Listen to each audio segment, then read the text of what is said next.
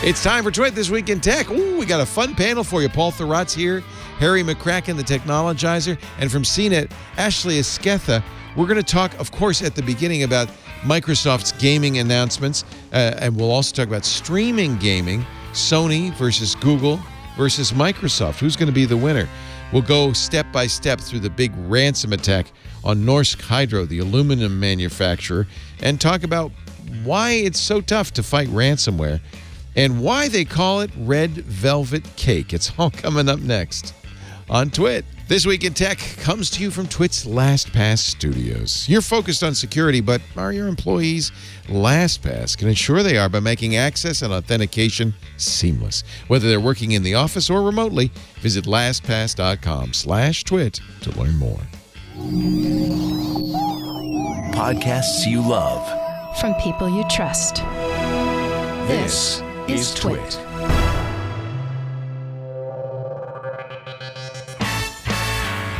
This is Twit, This Week in Tech, episode 781, recorded Sunday, July 26th, 2020. Slightly firmer denim soft serve. This episode of This Week in Tech is brought to you by ExtraHop. ExtraHop helps you keep your business secure and available with SaaS-based cloud-native network detection and response. Get tips on securing and supporting remote access, or check out the full product demo at extrahop.com/twit. And by Masterclass, online classes taught by the world's greatest minds. Get unlimited access to every masterclass, and as a listener, you'll get 15% off the annual All Access Pass. Go to masterclass.com/twit. And by LastPass. Give your IT department a break and supply them with the tools that really protect your business. Visit lastpass.com/twit to find out how they can help you. And by Zendesk. Zendesk is a service-first CRM company that builds software designed to improve customer relationships.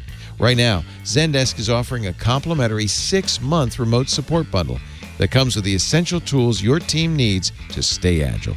And it takes hours, not weeks, to get up and running. Go to zendesk.com/twit to get started.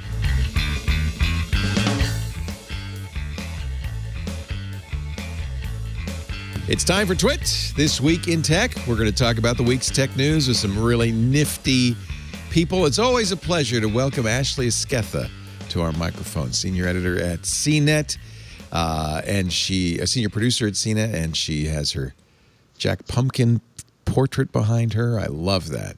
Are you in your playroom, Ashley? This is my office, yes. Same thing. It's the same. It's the same, yeah. My adult playroom. This is, I've been building out, I wish I could show you guys. Maybe next time. I've been building out a vlog set right next to this. Nice. I have like a little streaming space with my computer, and then I have a set with a cool chair and everything, and I just finished it. I'm very excited about it, and you might get to see it on CNET at some point soon. What we used to call a flash cam set in broadcasting. Indeed. And actually, these days, you could be on CNN. You could be on any network in the world. If you have, I have a flash cam set in my house with Skype. You're in. You're on. Mm-hmm. That's Paul Thurrott. I recognize those stentorian tones of Thurrott.com. And authoritatively agreeing with whatever it is you just said. Yes, indeed, Leo. You're right. It's good to see you off the Wednesday show. That's right. Actually, Paul and I have spent a lot of time together because Thursday morning we covered. My wife's starting to ask about that, actually. That weird we started about that, but let me first introduce Harry McCracken, the technologizer from Fast Company. It's good to see you, Harry. Good to be here, Leo, and everybody. Harry just did a great piece we'll ask him about on the Advanced Technology Center at Google, the ATAP. It was really interesting, all the things they're working on. And then I missed this in Fast Company. On June 30th, you celebrated the 50th anniversary of the picture phone, the first Zoom call. Yeah, or actually the first. It was the AT&T picture phone, right? It was like the first one where it was actually a service that people paid for to use for work. The first kind of actual video call was in 1964 at the World's Fair in Disneyland. The World's Fair, I saw it. In 1970 in Pittsburgh, you could get the equipment and use it at your office. Yeah. The New York World's Fair in 1964. I remember going as a kid. I was, 7 or 8 years old.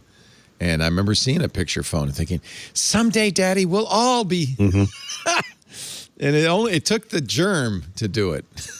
It just took 56 years. 56 years and COVID-19. And one pandemic. Yeah, one pandemic later, we're all doing this. In 1964, there were 3 places in the country where you could do it. New York, Chicago, and I think maybe Washington, D.C. And it was, it cost a lot of money in 1964 dollars to make a 3-minute call. So basically it did not catch on. And it also didn't catch on in 1970. They only sold a few hundred. Yeah, wonder why. I thought actually until very recently it would never catch on because people just didn't want to prepare themselves to appear on a camera. Right. But we're used to it now, right, Ashley? You've got your own little set in your house. You're ready to go. Yeah. And I was like, and I work on a video team, so everybody wants to see each other. Everybody wants to talk and stuff. So, and especially now when we're not actually getting out and seeing a lot of people, it's like, it's a really nice way to sort of just connect with other human beings. So yeah. I mean, you amortize it out now, that video calling is a lot cheaper. Well, and to be fair, I remember in 1970, any long distance call was expensive. If you made remember that, Paul? If you made a long distance call, you'd say, I'm calling long distance. It's got to make this quick. I'll call you on Sunday. Yeah, right. Yep. Mom, I'll call you on Sunday for 2 minutes because that's all I can afford. And now we call around the world for nothing. I mean, it is literally nothing, right? Kind of hard to believe. Cheap. Yeah. Yeah. I made a $75 phone call the other day. Where did you go? Where could you? What did you call the moon? What? I called India, and the person I was calling asked for it to be an actual phone call rather than Skype or whatever. And I believe it cost me $75 for like half an hour. Why would you do that? Because I can expense it. Oh, okay. So Fast Company paid for it.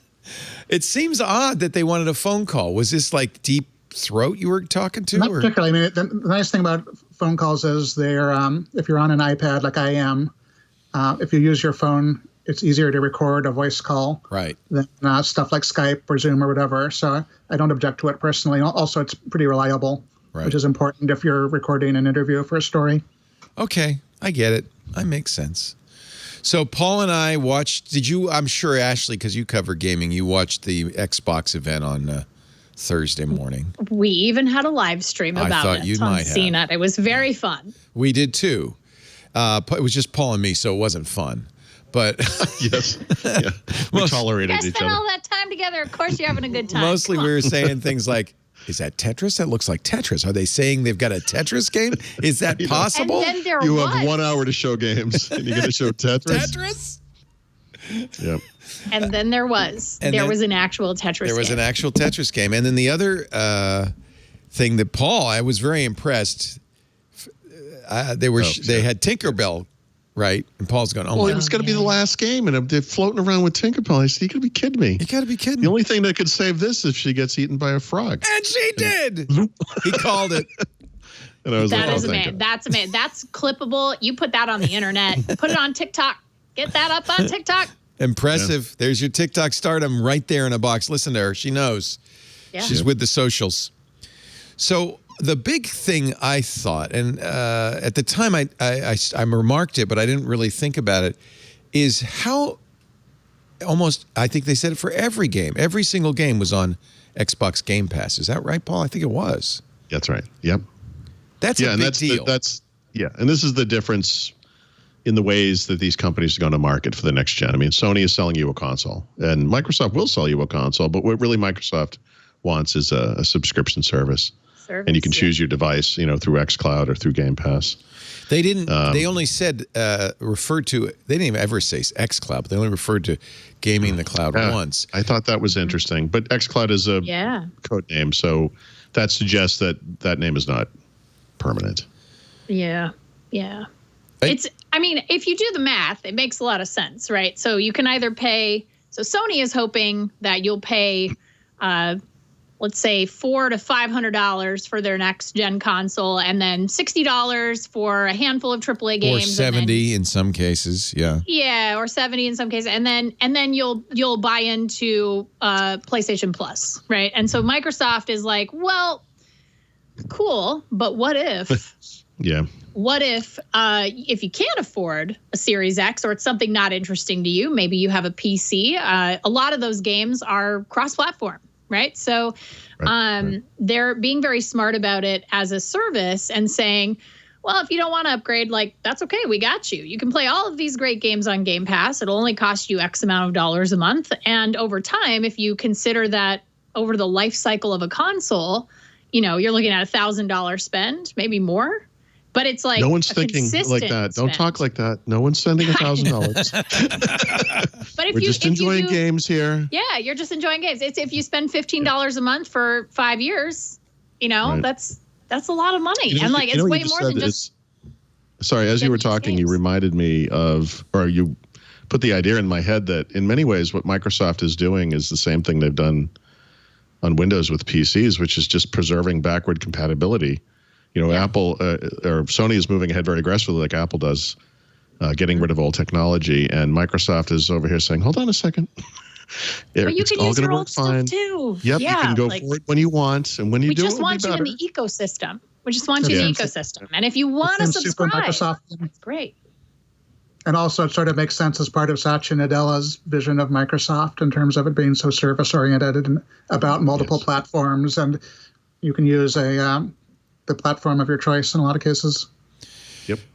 Yeah. You can play this Xbox game on whatever you want. You want to play it on PC? We got you. You want to play it on Xbox One? We got you. We want to play it on Series X? Great.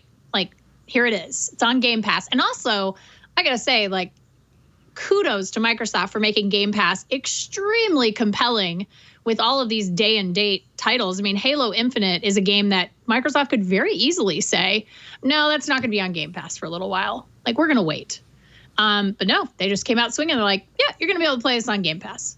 Like, no problem. We got you. The trick here is going to be the third parties because, the selection of games that are on xCloud in particular, those are the game, whatever they call it, those are the games that will play anywhere, on a mobile device or whatever. That's going to be up to the developers. And I'm curious to see, obviously Microsoft's, games, their studio games will be in there, but I wonder about the third parties. Can you get a CD Projekt Red to put a Cyberpunk on that service? Well, could I get Call of Duty in there, right? And I think we know the answer to that one is no, but. Why is it no? I think Call of Duty does pretty well financially. So there's no incentive. There's no technical reason, though, right? They could. Yeah, I mean, their feeling is like, look, if you want to play it on but yeah, if you want to play it on PC and Xbox or whatever, or PC and PlayStation, please do. But then you'll have to pay for it twice. It is a measure of the difference in business models between Sony and Microsoft. Sony is a hardware company. Microsoft is increasingly not even a Windows company. It's a cloud company. A service company. Yeah. So it makes perfect sense for Microsoft to say, the truth is we don't care where you play it. And I think the reason obviously they can't impose this on third parties, but they did demonstrate some AAA title. I mean, that Halo Infinite is AAA, high quality, 4K, 60 frames per second.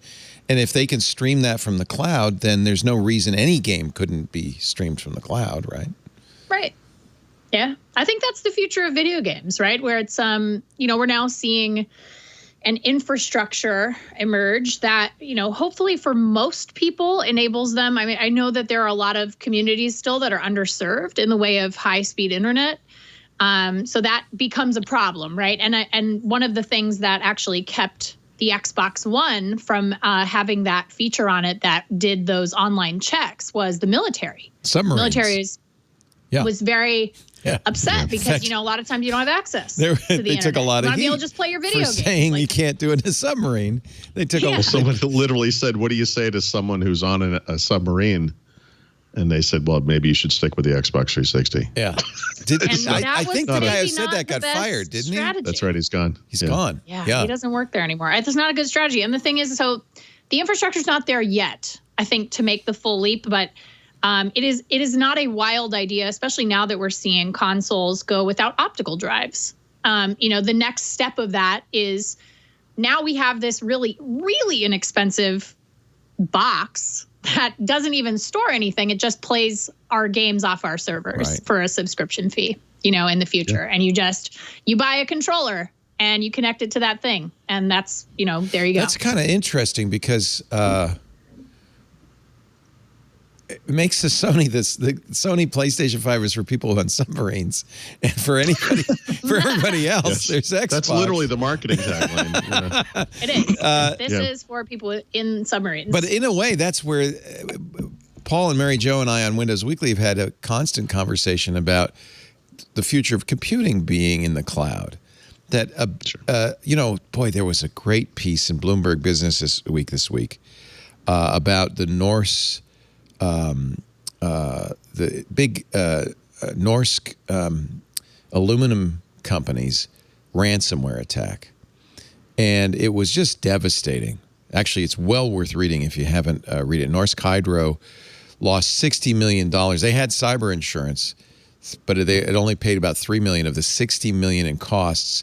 They were prepared in every way a company could be prepared for ransomware, but they're so distributed and they have so many processes on computers that it just devastated them for weeks. They were down. They couldn't make products. They couldn't ship products. They couldn't service customers. They couldn't even easily pay their own employees. The payroll system was down. They had to pay their employees in Brazil by copying the previous payroll and manually eliminating anybody who'd been fired since then, and then sending the same check out a second time. And it all started, this was the thing that was devastating. The way these attackers got in, it was Fin6 is the name that's given to this hacking community because they're financial only. They're not like mafiosos. They're just trying to make money. Is they intercepted an email from an Italian client of Norsk Hydro to the company, didn't modify the email. There was an attachment. They took the benign attachment, turned it into the malware, and forwarded it on. So for the person receiving it, it was exactly the email they expected from an existing customer with an attachment they expected. They opened it. Oh, wow. And that's it. The infection happened in December. The attackers had complete access to the network, as far as anybody could tell, until they triggered the ransomware in March. Jeez. Wow. 4 months, they're wandering around in the network, probably exfiltrating whatever they could, finding whatever they can, figuring out what the attack points are, and then launching the attack 4 months later. And it was, in fact, I'm surprised it was only $60 million. We've seen companies lose $1 billion in ransomware attacks. So it seems like they got off a little bit light, but it's a stunning story. But it does make you think, let me just finish the thought, because I want to bring it back to what we were talking about, was it does make you think that on-prem computer systems may not be going forward this most secure thing to do. Right. Yeah. I'm sorry. No, Paul, I mean, it's... No. I work for a very small company. So, fast company, CNET, obviously a giant, big publishing companies. I work for a company that employs 6 or 8 people. And we were also hit with a ransomware attack. You were? I didn't know that. Yeah. I don't think I ever mentioned this. No. We just... we had a backup. So, we kind of just reset everything and we went back.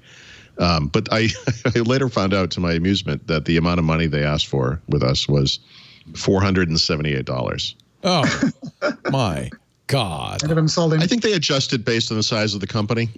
so they figured that was all we could afford. So the they have a per head count, maybe. It's like the ransomware request for this one was unknown. It said, contact us, let's negotiate. But Norsk Hydro never did. They said, we are not going to pay because we don't want to look like a soft mark. I'm sure they had backups, but the problem it was so distributed, 35,000 employees in Europe, in the US, in Brazil, and so much of their stuff was on-premises computers running processes. They talk about the New York aluminum factory that was heavily computerized to know what to make, what molds to use. They had to go to a paper system and faxes. They have 50,000 different aluminum dies for making different parts, and it uses software to keep track of what's being made, to tell employees which die to pick off the shelf. They had no idea what to make because it was all on a computer somewhere. So that's going to be one of many impetuses moving. Admittedly, internet fast internet's not global, but I bet you every single Norsk Hydro facility has a fast connection. Why wouldn't they move this stuff into the cloud? The biggest trouble they had getting back online wasn't that they didn't have backups, but that they had to go through every single machine and make sure there was nothing malicious on it. Right. Because the guys were there for 4 months. They could have hit little time bombs everywhere. Hit everything. Yeah, exactly. I'm currently checking my Garmin watch like every 10 minutes to see if it works again. And I had no idea. Is that back yet, or is it? Not as of a little bit before we started this. I had no idea the degree to which my watch was heavily dependent on Garmin services to just get stuff onto my phone. I kind of thought there was much more of a direct connection between watch and phone rather than watch to Garmin cloud server back to phone. They've been down for 3 days. Wow. Also due to a ransomware attack. Oof. I'd like it to work again. This is a hard thing. Yeah. I'm torn. I hope that Garmin is able to get back and running without paying anybody anything. Apparently, there's some question whether it's even legal for them to pay. But I'd like my watch to work. But I'm also a little bit patient because it's such a terrible precedent to pay these people. Yeah, the last I read, Garmin had not decided whether to pay or not. They were considering it. I hope they have really good backups, although apparently even if you have backups, they can instantly get infected. Yes, they have to be cold backups, right? If it's a hot backup. And by the way, you could thank the services of the National Security Agency, the NSA, for making it possible to so quickly worm through networks with the fine Eternal Blue malware that they, accidentally leaked out a few years ago and is widely used by ransomware attacks to spread over networks. I don't know if these attacks used Eternal Blue or not. So Garmin services have been down for 3 days. That's incredible. The other thing, maybe more concerning, 4 days, is 4 days. Yeah, the other thing more concerning maybe is a lot of aviation uses it. That's terrifying. That's well, good thing nobody's flying right now, right? Yeah. Like no one's going anywhere. But that is terrifying. That is terrifying. They need totally up-to-date data for flight maps. Right. Fly Garmin, and as a result, the Fly Garmin website and mobile app are down. Call centers are down. Unable to receive calls, emails, or chats. Gosh. Wow. And I don't, in the case of Norsk Hydro, they were well prepared. In fact, it could have been worse if they, in the middle of the night, they had, somebody saw something that had been going on, and they had a response that they had, they had a playbook that they had planned, and they implemented it immediately. And it still was devastating. Not enough. So I don't know how you plan for that. So that is one argument for getting, I don't know, would it be safer in the cloud? It's so hard because, it's the same argument that people have of why they keep physical media, right? So it's like, I have, I like to collect Blu-rays because, I'm not, I have friends who are like this, who are very much like they want physical media because they are like, I can't trust that a company is going to be in business. And then what happens to all of the things that I purchased there? They're just digital. They're nothing. It's nothing. It's a bunch of bits. And they're just like, and I won't have that anymore. And so it's a very similar type of argument where, there's something to be said for a physical backup, a physical copy, and it is one of the biggest flaws, I guess, or one of the biggest risks in going entirely digital. Gotta be prepared. And even then, like you said, you could be prepared. You could have a book. You could have everything ready to go, and it still might not be enough. Well, it seems like there ought to be something we could. There ought to be something we could do. But I guess I talked to a CEO on the radio show. It was the last call on the radio show an hour ago. Who said we got attacked. Fortunately we had a mirrored knock. We had two network centers. One was a mirror of the other, and just by good fortune, this was the plan. We were able to switch over, so we were only out for a couple of hours. We were able to get fully up and running. He says, "Is that enough?" I said, "Well, you're just lucky that there wasn't a connection at that moment between those two mirrors, because you could have mirrored the attack, and then you'd be out of luck." I don't know what you do. I really don't know what you do.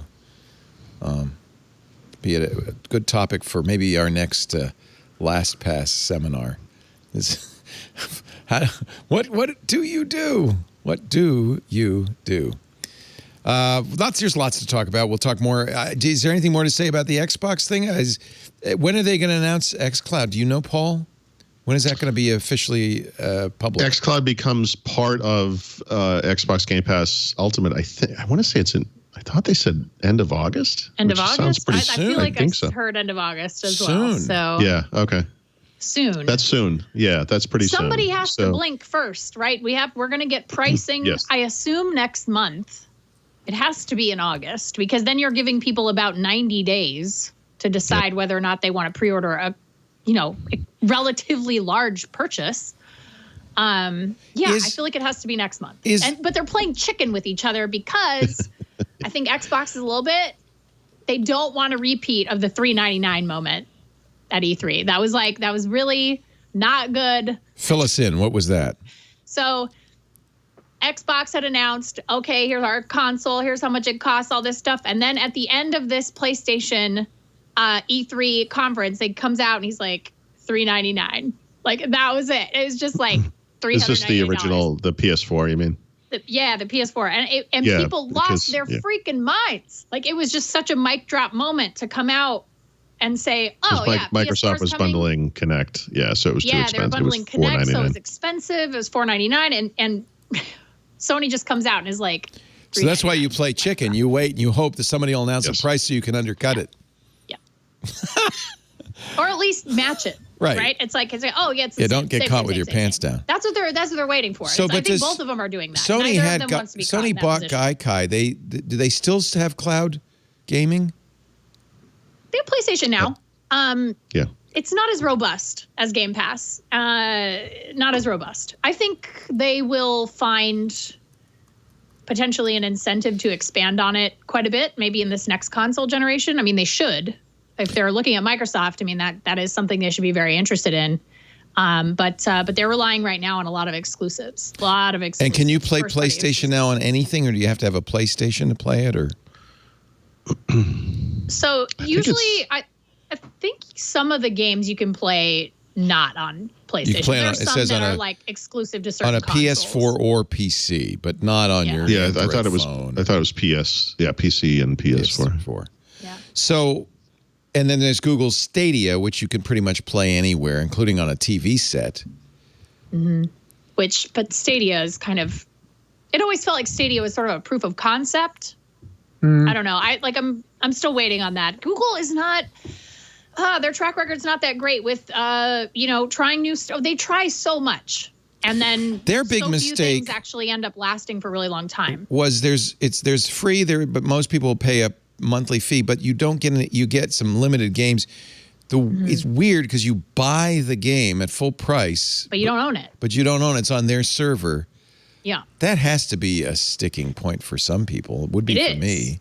And when you stop subscribing, you no longer have access to that game. Bye-bye game. Like, yeah, you bought it. You paid full price for it. It's like for a subscription, that's different. Obviously, you stop your subscription, you lose access. Like, people understand that. But, to pay $60 for something like a, Destiny 2 or Assassin's Creed or whatever it is, and then just not have access to it once you decide that service isn't for you anymore is... a lot of people aren't interested in that. Will xCloud be Stadia-like in the sense that you could play it on any device, except that it's a subscription price that includes a bunch of games? The game, right? It's Game Pass Plus. Yeah, it's basically an extension of the Xbox ecosystem to other device types using streaming. So, but it's going to be a subset. I mean, I think of what you get from Xbox Game Pass and from what you get just from Xbox. So not every game on Xbox Game Pass will be available on xCloud, but some set will. No. Right now, I think it's about 100 games. I might be confusing that with Xbox Game Pass, but it's a fairly limited selection, but it's in preview right now. Paul, do you think they're going to charge an extra surcharge to have access to xCloud, or do you think it will be just included but limited in scope? I think it's just going to be included because Xbox Game Pass is actually pretty expensive per month. It's $14.99. And there aren't really great ways to get a good deal on that. You probably saw they got rid of the 1-year Xbox Gold, Xbox Live Gold subscription. You can't get a 12-month pass on anymore. So I think Xbox. I'd have to look it up, but Xbox Or Game even Pass. a 6 month pass too, right? Did they get rid of the 6 yeah, like a month pass? 1, 3, 6 something would be better than footing, whatever that is, $150 or whatever. Well, my most excited story of the week is the fact that X-Play is still playing Pong in that deserted warehouse. This is a X-Play's back, baby. This is a big promo from something called G4 TV that apparently Comcast is going to bring back next year. And this the tagline is "We never stopped playing." A lot of people tweeted me saying, "What do you think?" I said, "Oh, please." Yeah. Well, Leo, you're not gonna have like a Twitch show on G4? Somehow I don't think they're going to be inviting me. You're not gonna stream DOS games? Like, what? I don't understand. Oh, I could be the good old gamer. That would be I'm good. gonna do that on Twitch. I'm gonna start doing like abandonware on Twitch. That's gonna That's be a good that's, one. a little Like a fun live, summer pandemic project for me. Yeah. Like a Sierra game live, Yeah, totally. Yeah. Got to play Freddy Farkas, Frontier Pharmacist. Yeah. There you go. Get my DOS game. Lisa Sue Larry Hugo's House or, of Horrors. Duke Nukem. What Sure. was the predecessor to Doom? Remember that game? Wolfenstein Castle 3D, Wolfenstein. right? Wolfenstein, and then even Wolfenstein before that, 3D. there was a little guy that flew around. Oh yeah. Remember that? You Was mean the he a- sideways scroller game? No, it's kind of like Duke Nukem in very low res. Yeah. So it made it was a kiddie game. It was kind of a kiddie theme thing. Oh man, I loved it, and I can't remember the name. isn't that funny? Well, it's probably because they made it for Apogee or something back at that time, right? It wasn't an id game. It was before id had their own It was games. pre-id. I think, right? Before it was Okay. it, Fit on like one floppy disk, I think. Yeah. It did. Yeah, what was the name It's of got that? some kind of kid Commander something kind of Keen. Thank Commander you, chat Keen. room. Commander Yes, that's it. Keen. It's back, baby. I would pay money to watch Ashley Esqueda play Commander Keen on a Twitch stream. You may not even have to pay money to do it. Maybe I'll just add it to the list. I was looking at a bunch of abandonware stuff the other day, and I'm like, man, I should play some of these games Good. on Twitch because I'm not a streamer. I don't know. I don't know that whole world.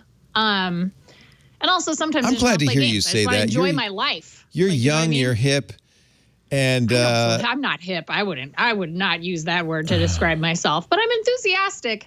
So maybe, and I love all those old DOS games. I love old point and click adventures. Yeah. Like, it might be fun. Why not? that's a great idea. If you don't do it, I'll do it. All right. That's a great. Except that I'd have to play games all the time. Oy. Oh, what I'm a gonna see if I terrible need to get life, Commander Leo. Keen Oh, working on- no. Sorry, I hung up on you guys. I was really upset about the Yeah, Commander I don't Keen thing. blame you. Yeah, Okay. you had to go find your floppy. Yeah. Leo stole your idea. It's fine. Let's take a little break. That was our gaming segment. That was a lot to talk about. I'm very interested. I feel like of the three, it's three, right? I mean, On Live's gone. There's nobody else. It's PlayStation Now, Stadia. Well, Amazon's I guess. coming. Amazon's going to announced do they're something. coming up That's with right. service. And there's xCloud.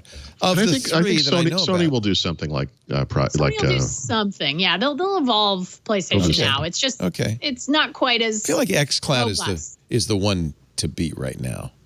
Wow. I'd agree with that. I think it's very good. Just like Windows Phone was the one to beat in 2010. Yeah, that's right. You know I what remember though? those I days. will go to my grave. I will go to my grave, Paul. I will go to my grave arguing that the sound the keyboard made in Windows Phone was the best sound. Wow. You're probably right. That little pop, pop, pop. It's like a soft pop. It was Yep. the most perfect Soft perfection. Is that what you're looking tactile for? keyboard sound. Yeah. It was the best sound. Yep. There's no knock on Windows Phone. It just didn't make it. It was really great. It just Good. didn't make it. Wasn't quite there. Wasn't the Zune Got it of too late. smartphones. No, Too late. the Kin was the Zune of smartphones. Kin was the Zune of the smartphones. Windows Phone was Kin. good. Rest in peace. Hey, my son used a Kin for a couple of years. He loved The that Cha-Cha. phone. Really? So they only Loved sold it it. for 3 months, but he used it for Yeah. 2 years. Of course, I had two of them. I made him use it. I was like, we're all on Here, Verizon. somebody You're else using gotta this damn use thing. Did loved it. Did the Kin also have soft perfection? He had a little helmet he had to wear. No, he was, you got to do what you got to do.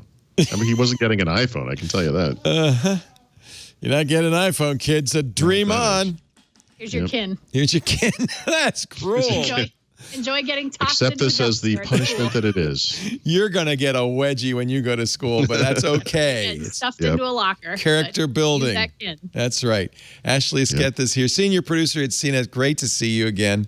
How old's the baby now? He turned a year old last month. The end of last month. So yeah, he's running, neat. talking, says hi all the time. Hi. Maybe we'll get a cameo. We haven't seen him in a while. Maybe he has been skipping his afternoon naps. So he just like rolls around in his crib talking to himself for an hour and a half, which basically I do in bed, in my own bed. I talk to myself for an hour and a half, but it's way less cute. What do you fantasize your broadcasting Just to these talking about audience? I'm sure, yeah. You're playing your good old game and practicing your or yelling at trash people talk. in like Overwatch. Everyone play loud. Harry McCracken, the technologizer, also here from Fast Company. Great to see you and your classic TWA poster. Oh, I put that up so I'd have something in the back when I do Zoom calls and Skype calls and so forth. I like They it. also have a Bugs Bunny cell, which I don't think you can see. Oh, unless yeah, I see it when you bow down. Right above your Epson printer. Nice to see you. Very good. Yep. And, of course, Paul Thurrott, Thurrott at Thurrott.com. I also have a printer. He also has a printer. What is that printer? That looks like an It's old... an HP all-in-one. Oh, it's very white. Yeah, it's got 2 paper trays, Leo. It's really nice. Ooh, fancy. Fancy schmancy. I'm actually amazed at the number of our hosts and contributors who have printers in their shot. Stacey Higginbotham also has a printer in her shot. Yeah. I try to keep mine in cabinets well below eye level, but it's just me. I'm looking at mine. probably- It's way up on the top of a bookshelf. We possibly have 5 printers in this house. Oh, yeah. Oh, we have at least 5 at home. Yeah. Yeah, I'm sure. What are you printing? Nothing. Nothing. So many That's the questions. beauty of it. But if It's we... like, I have this like Brother laser printer. It's like black and white. Ever that's have it. to. And it's like sometimes I have to print out like a form or I something. printed a form yesterday. I did a 401k form yesterday, which I printed and started to fill in by hand, but my hand cramped up after a few letters. So Leo's like, pens. I can't Ow. use a pen. So I then fired up my PDF form filler and laboriously, this is not an easy thing to do if it's not a form, to carefully, you type everything out and it's all whopper-jawed and kooky and online, and you drag everything in line, and then you have to select it all and select courier so it looks like you typed it. It took me like 4 hours for one page. It's like, and this is the future. This is how technology is changing the world. Our show today brought to you by Extra Hop. Oh, these guys are cool. They originally started to do performance monitoring, but they can do so much more in this new IT reality where remote access is on a massive scale. I mean, we're all working at home.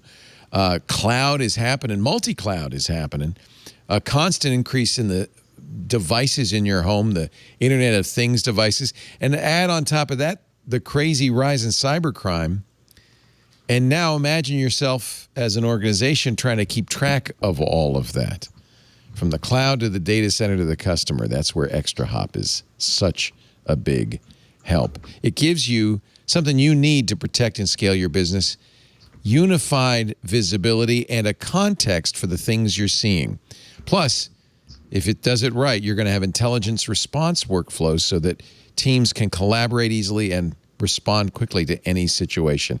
That is Extra Hop. It helps you detect threats and performance issues 95% faster and respond 60% more efficiently. This is exactly the kind of tool you need in this ransomware, high vulnerability world. Extra Hop helps keep your business secure and available with SaaS-based cloud-native network detection and response. They've got sensors everywhere. I'll give you some examples. Wizards of the Coast, you know them, of course, Magic the Gathering. They secure and support their AWS cloud using Extra Hop. The last thing you want is, oh, yeah, they left a bucket open online and we got all the data out of it. No. That's the last thing you want. Chief Architect and Information Security Officer at Wizards of the Coast, Dan McDaniel, said there is no other company that aligns to supporting the DevOps model we use, the speed, the lack of friction, than Extra Hop. Ulta Beauty uses Extra Hop to secure their Google Cloud and to keep networking and security teams closely aligned so engineers can focus on innovation.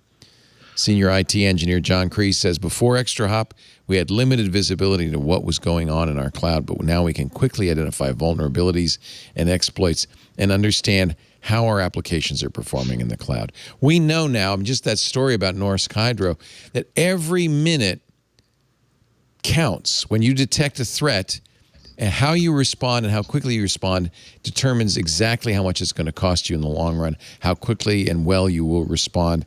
You need a plan, you need the sensors, and you need actionable alerts, and that's what you get with ExtraHop.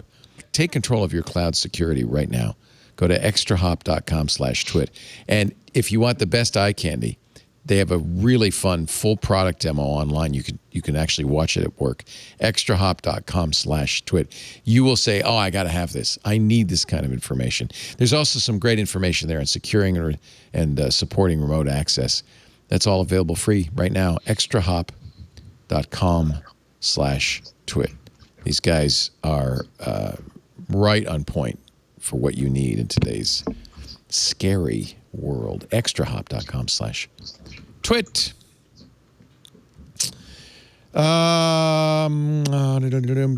It's going to be red velvet cake. Sounds tasty. Sounds delicious. That's a joke I have with my daughter. Red velvet cake is nothing more than chocolate cake that's a different color. Yeah, with a little coffee. A little coffee. But I insist that it is the apex of cake taste. I agree 100%.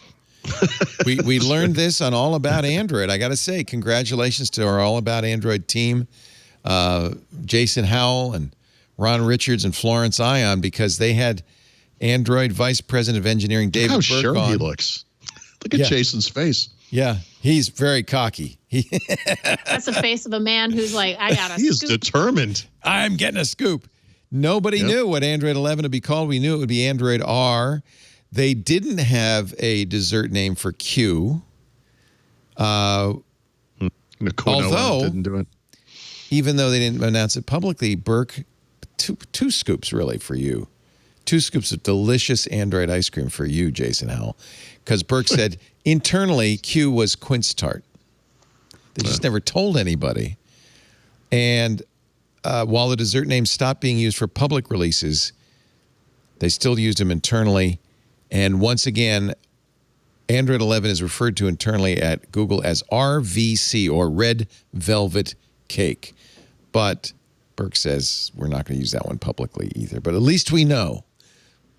I want to think Red Velvet Cake every time. It's going to look really disturbing. I have to like cut into an Android cake and open it, and it just looks like internal. It just be really creepy. Well, in fact, be a little weird. The folks at XDA Developers made an illustration worthy of Paul Thurrott. Exactly like that. There it is. It's a little bloody in there. It looks a little wrong, right? Oh, it looks tasty. It doesn't quite look. I mean, it does make me want cake, but also looks tasty. Very upsetting. I was sad. They stopped doing the statues. Remember they had the little statue garden? Yeah, outside. They had little statues out there. It actually, I hadn't seen it in a while, but apparently it was getting kind of ratty. Sure. You know, like there used to be an amusement park in Santa Cruz over the hill just by Borland called Santa's Village. So it's like a rundown. It's like this. It's like something out of a horror game. Yep. You know, it's kind of like. They should just put McDonald's things out there now. They can have like Mary McCheese. You know, the Hamburglar. Yeah. Buy those Chuck E. Cheese, those old Chuck E. Cheese animatronics that are no longer being used. Just toss the Hall those of out Presidents there too. could be out Animate there. The Android. The Hall of President. Yeah, I mean, there's a whole bunch of like unused animatronics. I'm sure they could figure out. The fiberglass starts to look a little threadbare. You can kind of see through some of the. Not a good thing. That would be a great Google's game, though. Really a struggling company, Leo, and they cannot they can't afford it. Upkeep fiberglass. This is like just absurd. We can't ask them to do such things. So sad. Maybe they got tired of the tourism, like all the Android fans coming to take pictures with it. I thought that's what it was for. Yeah. I mean, it's like I thought that was for too. Maybe they got tired of it. Maybe they were just like, okay, we're kind of over this. Like, we don't want anybody coming over here anymore. We just let them rot in the sun. Yeah, they were starting to look a little. There's Jelly Bean, Honeycomb. They abandoned those statues like ice Google cream Plus. sandwich, gingerbread. Is that eclair? Oh my God! They They were sitting in the sun. They were baking. They just, but they were big. I didn't realize they were that They were big. so cute. Yeah. I have a whole box of those like little Series Those guys. 1 Android figurines. Yeah. I wrote So, about they go to Zebra. IBM's original San Jose campus, which at least last time I checked is still there, but it's in ruins, and it's next door to a Lowe's home improvement center, and it's kind of fascinating because I've seen photographs of IBM's campus back when it was new, and it looks incredible. And it's just sort of slow. Isn't that sad? So it's like an auto industry thing from Detroit. Part of it is just this really nice 1950s building that's slowly falling apart. And there's sculpture, which is lying on the ground, getting rusty. It's the Chernobyl of Silicon Valley. Are influencers there taking pictures of it? Because it's not decrepit enough. Just you. There's influencers I don't there. think, Somebody in the chat Khrushchev room has visited said, it years somebody ago. in the chat room is saying, and maybe it's true, Khrushchev visited that site. That's how I discovered it. He was squatting there. upstairs. He visited it in like 1959 It's or something. true? Oh, my God. Yes, I wrote about it on Fast Company several years ago. Oh, my God. Oh, I'm sure in 1959 it was the office complex of the future. It was. I mean, it was a lot like a Silicon Valley campus, but it had like great food, and it was informal by IBM standards. Oh, my God. There he is, nice IBM to headquarters, Oh, boy. San Jose, Nikita Khrushchev, Looks like a community the college. Soviet premier. It does, doesn't it? Every school in America built in that era looks like that. Yeah. Kind of that's flat, Yeah. diamond-shaped windows. Wow. Nikita Khrushchev in the IBM plant. And there they are. Look at the size of those motherboards. Right. Jeez. Holy That's cow. funny. Well, literally hardwired. The hard drive was invented there. Oh, wow. Yeah. Yeah. Yeah, what great footage. That was from the footage. PBS show American Experience. It's called Cold War Roadshow. And it features commentary by Khrushchev's son, Sergei, who was there with his father. The one thing people remember is that Khrushchev wanted to go to Disneyland, and they wouldn't let him. No. But as a second choice, he got to visit IBM, and I think maybe like a John Deere factory or something. Jesus. I thought you were going to say Knott's Berry Farm. Okay. That's always Nikita. the second place in Southern Yeah, California, right. right? It's like, can't go to Disneyland, got to go to Knott's. Yeah, Knott's Berry Farm. That's exactly why Knott's Berry Farm exists, for people who can't make it to Disneyland. Look at this. Look at that sculpture in the water. It kind of looks like Epcot. Beautiful. City of the I bet that future. looks That great story right might now. have a picture of the ruins, too. Oh, really? Is there a three-eyed fish in that Scroll pond down. now? Yeah. The ghosts of all wow. the There's the motherboards, giant cafeteria. motherboards. But come on, those chairs. Can you imagine Those Apple great lawn chairs. having lawn chairs like that in their I have outdoor? some of those in Animal Crossing. Yeah. They look great. They're in my pool area. Oh, here's the RAMAC computer. The pride of San Jose. Random access memory accounting computer. I think it was like the first computer with a hard drive, maybe, or something like that. Those hard drives are so big. Remember that? They took a amazing. plane, the 747. Oh, there's the Lowe's. There's the Lowe's. Supposedly, that the tiles on those Lowe's refer to punch cards. Oh, wow. Oh, wow. Well, and it looks like it looks like the original. Is that like part of the original building that they used for the Lowe's? They tore down. There was a mysterious fire in one of the original buildings, and after it burned down, they built the Lowe's. I've been back since I took this photo here, and it's in worse shape than it was when I wrote this story a few years ago. Look at this. wow. The sculpture that we saw in the fountain. It's now on the ground. Yeah. The fountain is empty. Huh. Oh, man. That says everything about Silicon Valley and technology. Oh, and there's a Lowe's still park has, named if you after scroll up, Ramac. they did a little nod to the front of the IBM building, right? Like if we look at the picture of the Lowe's, the front of the Lowe's. Yes. Yeah, apparently that is a reference to it. And there's a little park called Ramac Park. Wow. Oh. So who owns that land? Why is it still there? Why haven't they A lot of reclaimed it has been sold. I think there are some apartments. Whoever bought IBM's hard drive division, maybe Western Digital, at least for a while, made hard drives there. Wow. But that building there, at least as of a couple of years ago or so, was still there. Can it be? Who is the guy who said, sorry, Mr. Premier, we can't go to Disneyland, but we have arranged visit to Tractor Factory. Sure. Not again, says Nikita. No. Oh, man. I can't take one more tractor That's factory. why he said he was going to crush us. He was really mad about Disney. And he was really impressed by the cafeteria at IBM more so than the computers. He liked the tractors because he was into farming technology. Sure. Yeah. Computers, not so much. Fast forward, Harry spent some time at a little bit more modern facility, Google's ATAP lab. This was your last trip before the quarantine. And this was a great article. We actually talked a lot about it when it came out on Fast Company a couple of weeks ago. You got some great access there. You got to see. It was fun because they've been really quiet. They used to get a lot of attention back when they started. They were originally part of Motorola when it was part of Google. And they spent a lot of time talking about stuff like security tags you could swallow and that kind of stuff. And over the last few years, they just have not promoted themselves much. And they got merged into Google's hardware group. And Soli, the radar technology, and the Pixel 4 is kind of the one major thing that's come out lately. But that's actually, you have a picture of the Soli chip, which is really tiny, small enough now to be embedded in a phone or other devices. And their mission these days is sort of to try to give devices intelligence without trying to put all the smarts into the device itself. So a lot of the intelligence can live in the cloud. And the stuff I saw involved stuff like a smart remote control that you can kind of point at different devices in your house. And like you can drag and drop something you can drag and drop a YouTube video to your speaker if you want to listen to it. They're working on a smart pen that's a little bit like LiveScribe, if you remember that. Oh, yeah. Except you don't need to use special paper. You can digitize your stuff just with ordinary paper, and you can have it translate stuff on the fly and so forth. This harkens back to the glory days of Bell Labs, AT&T's R&D facility, Xerox's Palo Alto Research Center, SRI, these great blue sky research labs. Is this something companies still do? We just don't know about it?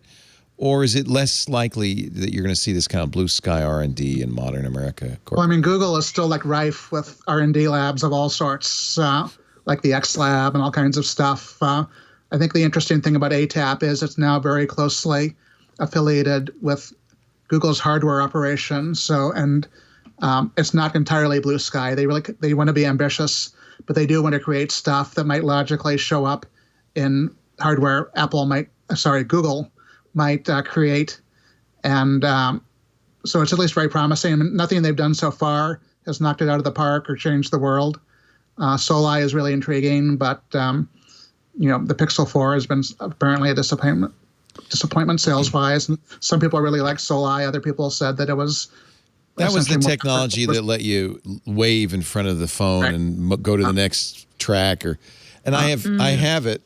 I've never once used it. Never used it. I always call it Soli. They say it's Soli. Is that how they like to pronounce it? I think I'm mispronouncing it probably. I think it is Soli. And it also does things like if you, in order to conserve battery life, it can tell if you're reaching towards your phone, and it will turn on the face unlock before you've actually lifted the phone so up. it is doing stuff, even though I'm not aware of it, that's valuable. The always-on display is actually only always on if you're there. If you interesting. If you leave, it knows you're not there, and it can turn it all the way off. Oh, well, that's cool. You also talk about Jacquard, their smart fabric technology. That's out in a number of things. There's a backpack and Levi's jean jackets and all high-priced. And limited, a smart sole for soccer players.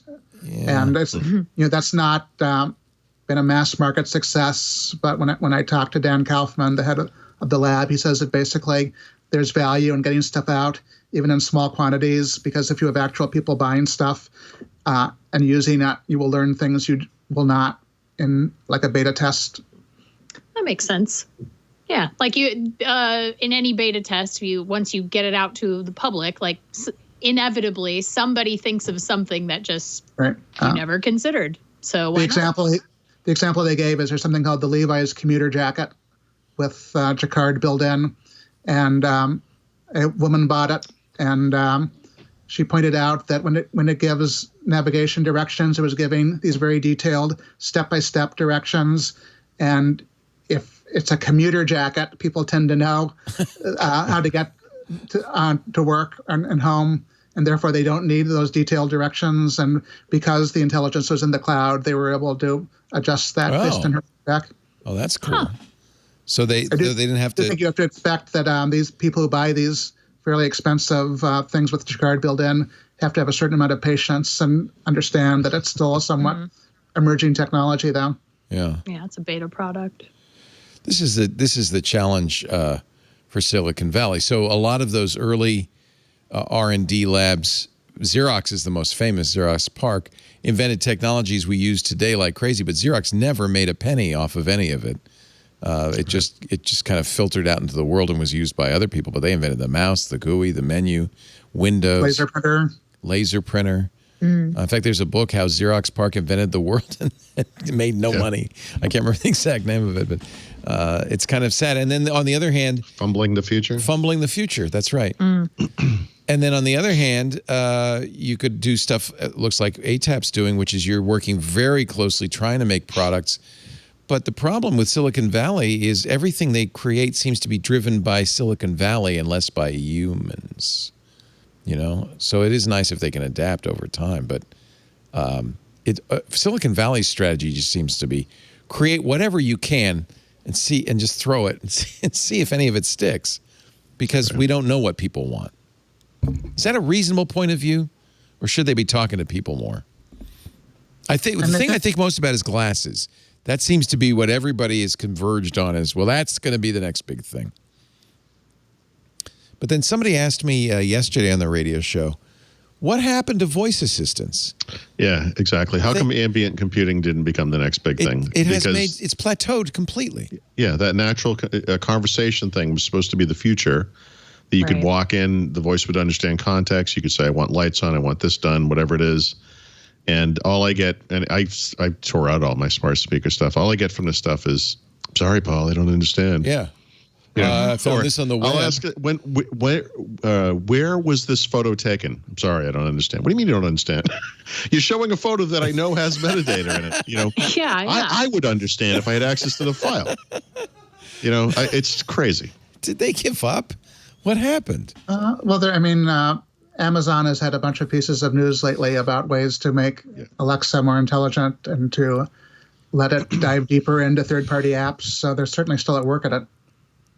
Yeah, and by the way, that's a great example of a company that does do a lot of research that is aimed at bringing products to market, not just aimed at let's see what concrete. Works, you know? Yeah, very concrete. And that stuff came out of some guys from Microsoft, and Microsoft didn't think it had a future. They went to Amazon. Example.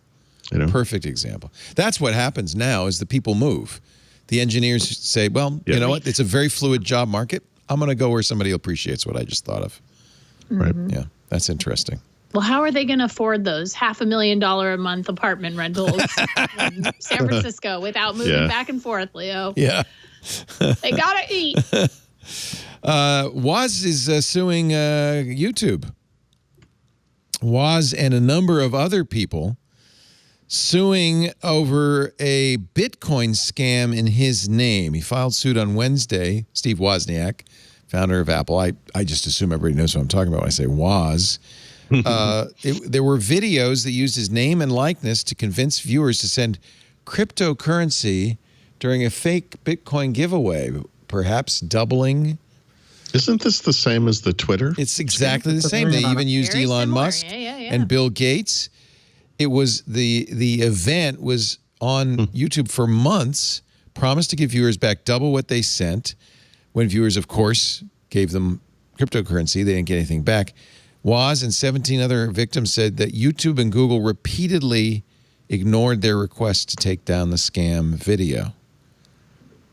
He said if YouTube had acted quickly... It's going to get worse when you have really convincing deep fakes. Yep. It's going to get even worse. I mean, this is a problem that companies like YouTube and Twitter, any of these platforms, I mean, this is a big problem.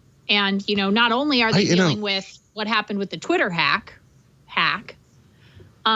you know, you're dealing with this. And so, this is bad. Sorry. There's a weird disconnect here between how fast content gets taken down by some owner of a music or a video that thinks it's not for you. It happens immediately. And then when these people complain these are high-profile individuals, right? Barack Obama, Elon Musk. Oh, that's the Twitter part of it. But it was Musk and Gates and Woz, yeah. Yeah, Wozniak complains. Nothing. Months. Nothing. How does that happen? Woz's lawyer said it's exactly the same thing. So Twitter took it down in minutes. If you're a lawyer for a washed-up 70s musician, you get heard immediately. Yeah. But if you're, even though all the person is doing is promoting your product. At the end of Windows Weekly 2 weeks ago, Paul mentioned White Lion. Right. And Leo's like, what's White Lion? I had no idea. I bet we played a song. It's a song. I played a little clip of it. The whole video got taken down. You should play it now, because I don't think these guys know what it is. You're trying to get me taken down. And it's like, if I were White Lion, I'd be saying, yes, please, play more. Exactly. Nobody has listened to our music since like 2003. Maybe you'll sell an album or two. First instance. Just send an invoice. Like, that's my thing. I was like, just send an invoice. Well, they have an option. You can do it as a gift. It's fine. They have an option in these takedowns. You can say, just monetize it or remove their monetization or remove the monetization. Or monetize it for me. Put a link to my album in there. But their choice was, for some reason, take it down. Well, it's not them, right? It's some idiot in a law office in, Los Angeles or whatever. Maybe they don't want to remember that time in their lives. It could be. My hair was White Lion. So we will promote your music when it makes sense. You don't listen to Leo. We got this. We got this. Yeah. What was the name of the song? Wait. Oh yeah, we were talking about it in the context of waiting for Windows 10 2004. So it reminds me of this White Lion song I used to know when I was, 30 years younger. Wow. Leo said, I've never heard of White Lion. So apparently YouTube listens to White Lion's request to take it down. Somewhere, a lawyer's ears went up. Boom. Said, oh no. How is it that, here's a question. Okay, so copyright-wise, like, if we're talking about infringement, IP infringement, things like that, why is a public figure likeness not considered the exact same thing, right? So it's like, if somebody files an infringement claim and says they're using my likeness, why wouldn't that be taken down immediately, just the same as they're using my music or they're using my... The difference is that the fingerprinting they do for music is automated and completely instantaneous. It's just matching. Yeah. And I don't think they have they should. Figures. Maybe they should. Yeah. It's just, this is more of a manual process. So instead of taking seconds, it takes months because humans... it just seems like a thing that you would... It seems like a thing YouTube should have been working on for ages, right? So like if it's, if we're going to do this for music and we're going to do this for, whatever, video games, like if you're going to make these digital thumbprints or prints that you can match up and then say, yeah, this is an infringement, like why would you not do that, especially with deepfakes coming up? Oh, it's going to be really bad. Why would you not do that immediately? Yeah. Like, why would you not be working on that with like MIT or, something along those lines to say, okay, like we're going to protect against deepfakes by doing this thing on YouTube where, if someone uploads an image of a person and they put in a copyright strike, like we're going to take it down. Woz barring investigation. In the complaint, he said, YouTube, like Google, seems to rely on algorithms and no special effort requiring custom software employed quickly in these cases of criminal activity. If a crime is being committed, you've got to be able to reach humans capable of stopping it. Apparently, Google has no humans. So I think this lawsuit has merit. It depends on the kind of complaint you're making, because for some reason, if a lawyer representing an artist contacts YouTube, those things are taken down immediately. Right. And they're often, and the thing they're complaining about is almost always fair use. It's not someone has uploaded a song. Yeah. It's literally a musician talking about how they made the song or someone reviewing a movie or whatever it might be. It's incredible. Yeah. Let's take a little break. That's Paul Thurrott, the king of grumpy. of 80s pop rock. Of 80s pop rock, of White Lion. And he is, of course, the host of Windows Weekly and Fast Ring. What is it? Fast Ring Daily? Jeez. I get it wrong every time. First Ring. First Ring. It's first and it's fast. Thank you for remembering that there is one. And, of course, Thurrott.com is a great site. And we see him every Wednesday right here. Harry McCracken, the technologizer, doing great stuff at Fast Company. Are you going to be able to go in? You're not going to be able to go into places, are you?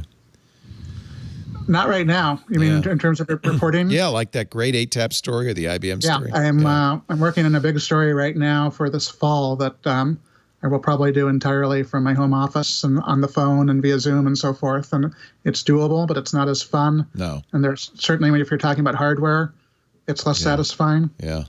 I have to say, though, I'm really grateful to Fast Company that they are doing what my friend Stephen Levy used to call slow journalism. They're letting you do big pieces, big, long reads. I like that it said long read ahead of your articles, you know. Nice. Luckily for us, kind of the more TLC we give stories, the better they tend to do. Good. That's really great. That's really great. It's good to have you. And it's so fun to see Ashley Esqueda again, senior producer at CNET. Tell me about the videos you're doing over there. Gosh, we're doing all kinds of stuff. So I recently did back in, I want to say April or May, we did we ranked just about every streaming service. That was good. And I've referred back to that over and over again. That was really well done. Thank you. Yeah. That was a couple weeks of tearing my hair out and coming up with a scoring system. Yeah. But it was fun, and I was really happy about it. And then, we're developing some new stuff, which is exciting. I'm part of a kind of a move fast, break things. Nice. Creative dev team. We just had a series that I helped co-create go live called Hacking the Apocalypse, where the very excellent Claire Riley, which is one of my colleagues at CNET, this was before the germs came.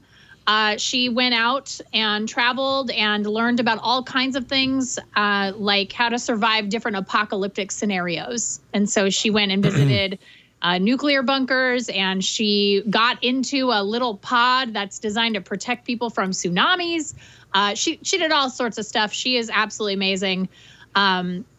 Kudos to her and Andy Altman and John Kim, who are the three main players who produced, wrote, edited, re-edited.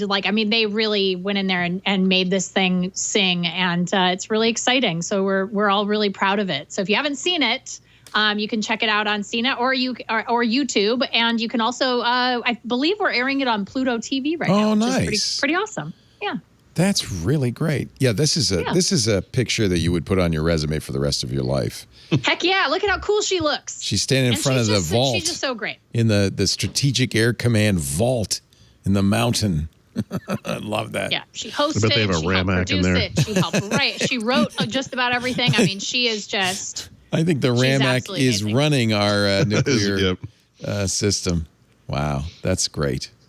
Yeah, we're all very proud of it over at CNET. And like I said, if you haven't seen it, it would be great if you watched it and validated my choices as a creative. I would just appreciate that. And also just, giving them the credit that's due. Yeah. Because they really worked so hard on this. My co-producer and I, Logan in LA, came up with this idea in March of last year. Wow. So it's been a long time in production. And then, of course, when the pandemic hit, we had to there were some adjustments that team had to make. So they worked really hard, and it really shows in the end product, and we're really proud of it. Did the folks from CBS come over and say, let me show you how to do TV, kid?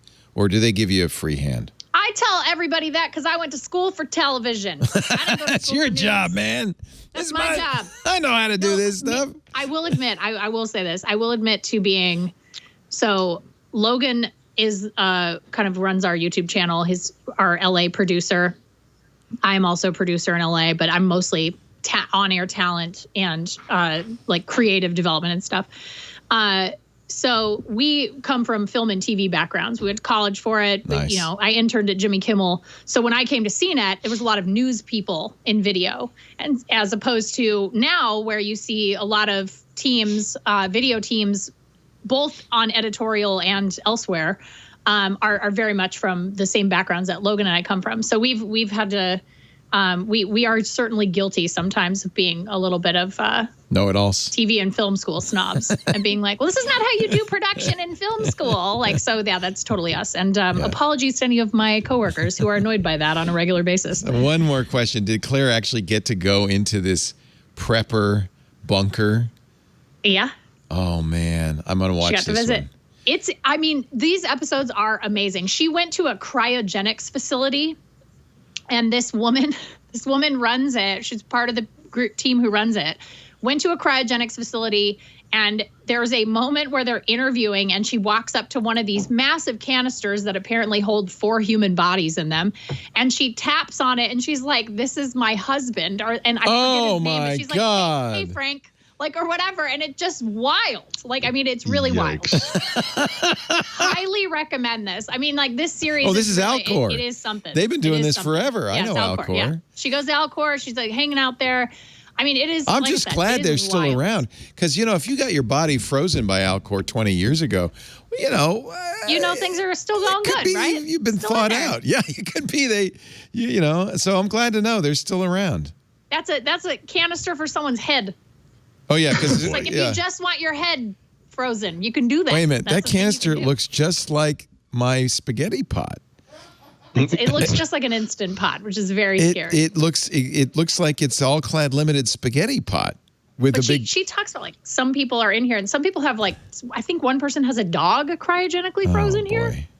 It's nuts. You understand? This has to be kept frozen for at least a couple of thousand years from now, because we are really far off. We're pretty far off. I mean, you gotta have. I hope you have a good savings. She's got faith. This woman has faith. She does. Yeah, she believes. Is Disney's head there? Go tap it. Do they have Disney's head? So, yeah. Where's Walt Disney's cryogenically? They won't. No one admits it. Yeah, it's all alleged. No one will admit it. Yeah. It's one of my favorite urban legends. Yeah. Go ahead, Harry. I was tempted to bring up Walt, but I decided against it, so I'm glad you did. Yeah. He was in that NC-57 camp. That was Walt Disney's head in my spaghetti pot. They had to put it back in real fast, like the refrigerator. They were just like, well, we can only take it out for a second. Then we got to put it back in the freezer. We don't want her to thaw. Don't leave that thing Don't open. want to thaw out. Don't want her to thaw out. I'm going to tell you. Oh, my God. But yeah, it is really, I mean, it's something. I like this. This series is just this team of people who worked on. I mean, I just helped create the idea and did absolutely nothing in active production because I went on maternity leave, and really it was this team. There's the dog. As our San Francisco office that did this. Yeah, the dog. There's the dog frozen in the pot. I mean, it is. Oh it is my something. God! And I cannot express how impressed and excited I am for that team, and they really did work super hard. Is there a cheap version of this where we could just go for 2 years and get rid of all the COVID stuff? Oh, that's a good idea. I would do suspended animation for. Let's get out of this decade, maybe. Just sleep through the next couple of years at least. Wow. Just like a short-term cryonics, like just just a little sleep, not the big sleep. While I'm trying to do it with like vodka, but it's not my working. Skin maybe with like a cold gel laser. That seems good. I have to feel like come out looking younger than when you went in. When Claire called and said, "Hey, we'd like to do a story on you, Alcor," they were like, "Yes, no one's called us in 30 years." Oh, thank you. We'd love to. I'm sure they have a lot of stories about how LDOT was made. They traveled for a long time. Claire came from Australia. So she's Australian, and now she lives here. She's here full time with us, which we're very grateful for because she's awesome. She traveled for, gosh, I want to say 10 weeks last summer. That's a lot of work to shoot. It was a lot. Yeah. It was a lot. A lot of places to go.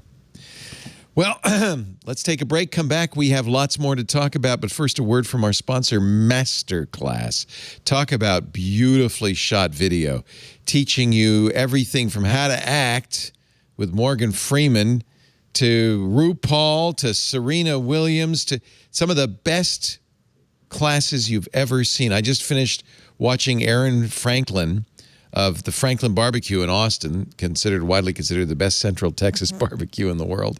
And I got my smoker, and I was rapt watching Aaron teach me how to do it. These are some of the best experts in the world.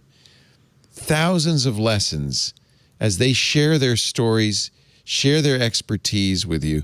And, it's not watching a YouTube video. This is really fun.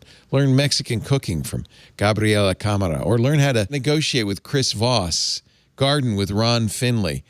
The lessons are great. They're about 15 minutes long. There are downloadable materials. They're always adding new people. teaching you amazing things, from how to execute a perfect technique to a master's insight about their craft.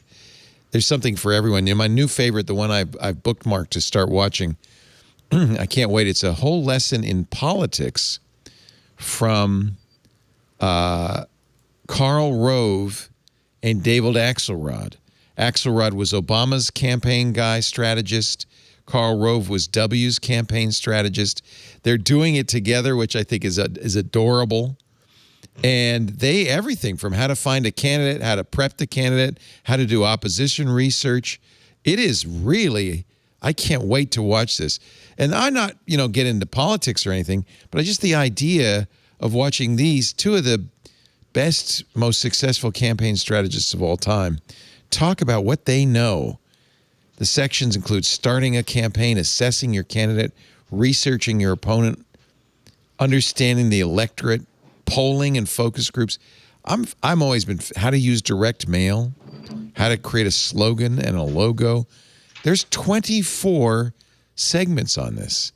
Identifying influencers, the end of the race. There's a great segment at the end, the state of politics.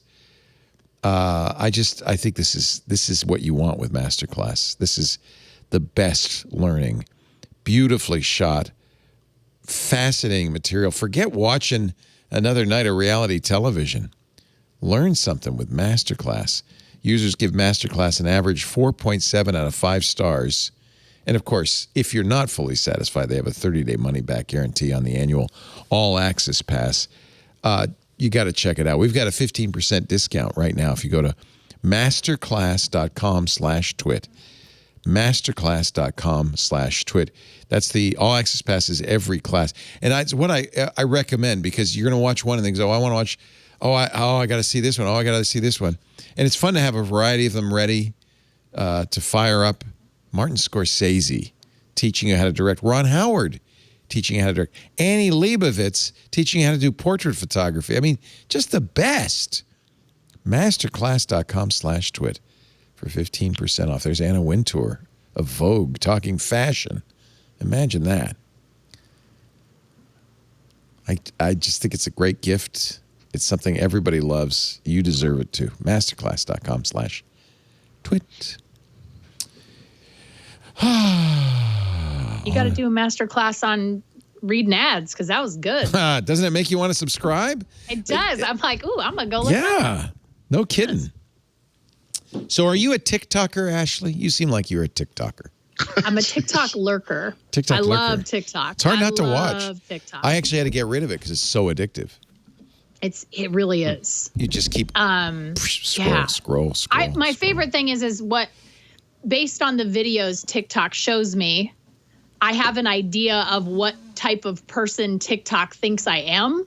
And it is definitely not who I am.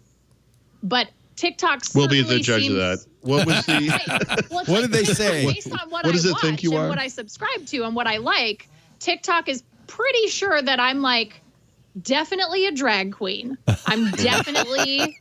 I mean, it's like there's a lot of really. It's like very specific. I have a super niche like Disney loving, which is true. That's true. Disney loving drag queen. Who also loves, it's like they know me. Like they got me down. They know exactly what I like to see. So I'm impressed with that.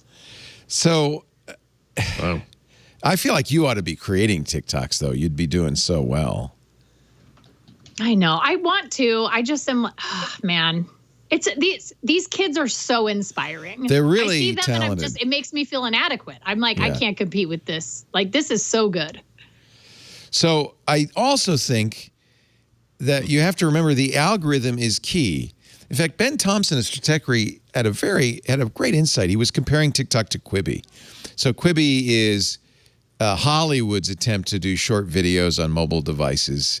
And I think it's probably premature to say it failed, but it's as close to failing as you get. They spent... No, I think you got it. Yeah. They raised $1.75 billion. 3 months ago, they big splash. They had big name celebrities doing high production value 7-minute shows. They had that special super secret sauce technology where you could rotate the phone and get vertical or horizontal, and it would be a different perspective. They have mysteries. They have reality. They have Chrissy Teigen as a judge, and John Legend shows up. There is some good, interesting stuff on Quibi.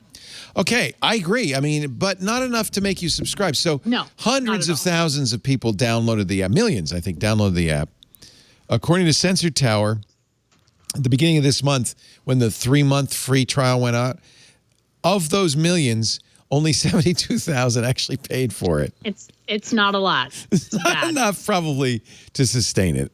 No, I mean, they have a long definitely runway not. probably. They raised a lot of money. And to be fair, I mean, look, part of this, I would not agree with the what was that quote where he's like, I blame all of this on the pandemic, right? It's like, that's not necessary. Sorry. No. That could have been But your reason for succeeding. right. It certainly affected people's, I think, willingness to like be more accepting of it. And also we're all at home and we all want to watch on our TVs. And so And I you think couldn't, by the way, on Quibi. not having a contingency plan right. for television watching, I think really hurt them in a way. I guess, maybe we just didn't all get our Samsung TikTok TVs. You remember that thing at CES where you like turn it vertical? You can flip that yes. TV. That's silly. Like a Quibi TV right there. They should have named it the Quibi TV. So Ben had some I thought the insight was really good. He said, this is the Hollywood model, which is you spend a lot of money. You get the best talent possible. You do the best production you can. You get big name celebrities. You put out the best stuff you can. And the Hollywood model is most of them will flop, but enough of them will be big that they'll pay for all the rest. Mm-hmm. And he said, compare that to the Silicon Valley model, which TikTok is an example of, where what you do, and YouTube did this too, is you just say to everybody, upload your video, as many of you as possible. And Facebook, to some degree, does the same thing. Just put everything on there, and then algorithmically, we'll watch which ones get watched, and we'll start to surface those, and algorithmically, we'll get better and better. And so of the millions of videos uploaded every day, a handful will become very successful. That's a good model. That works so much better than the Quibi model. And it's why TikTok is so much more successful. And by the way, it's free. It's free, right. Although I'm sure they're making money.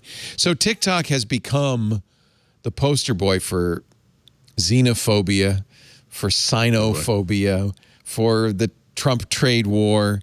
Mike Pompeo, the Secretary of State, said we're looking seriously at banning TikTok in the United States. That would be a challenging thing to do, although there's the Council on Foreign Investment in the United States, CFIUS.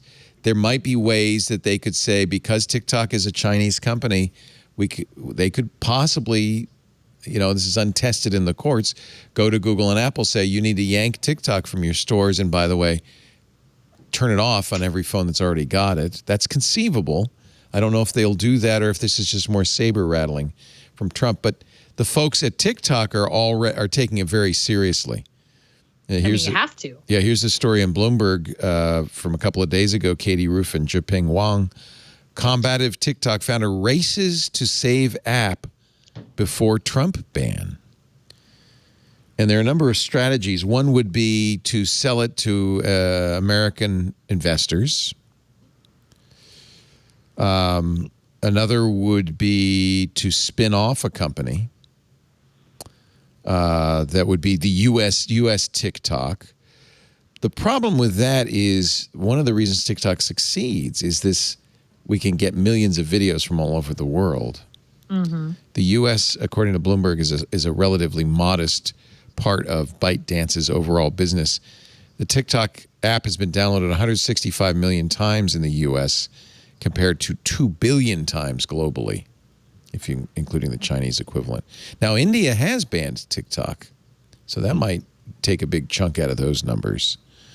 They also are looking at splitting ByteDance, the Chinese parent company, into ByteDance China, and then ByteDance everywhere else, set up a global headquarters in the United States or the UK. But I guess, I don't know.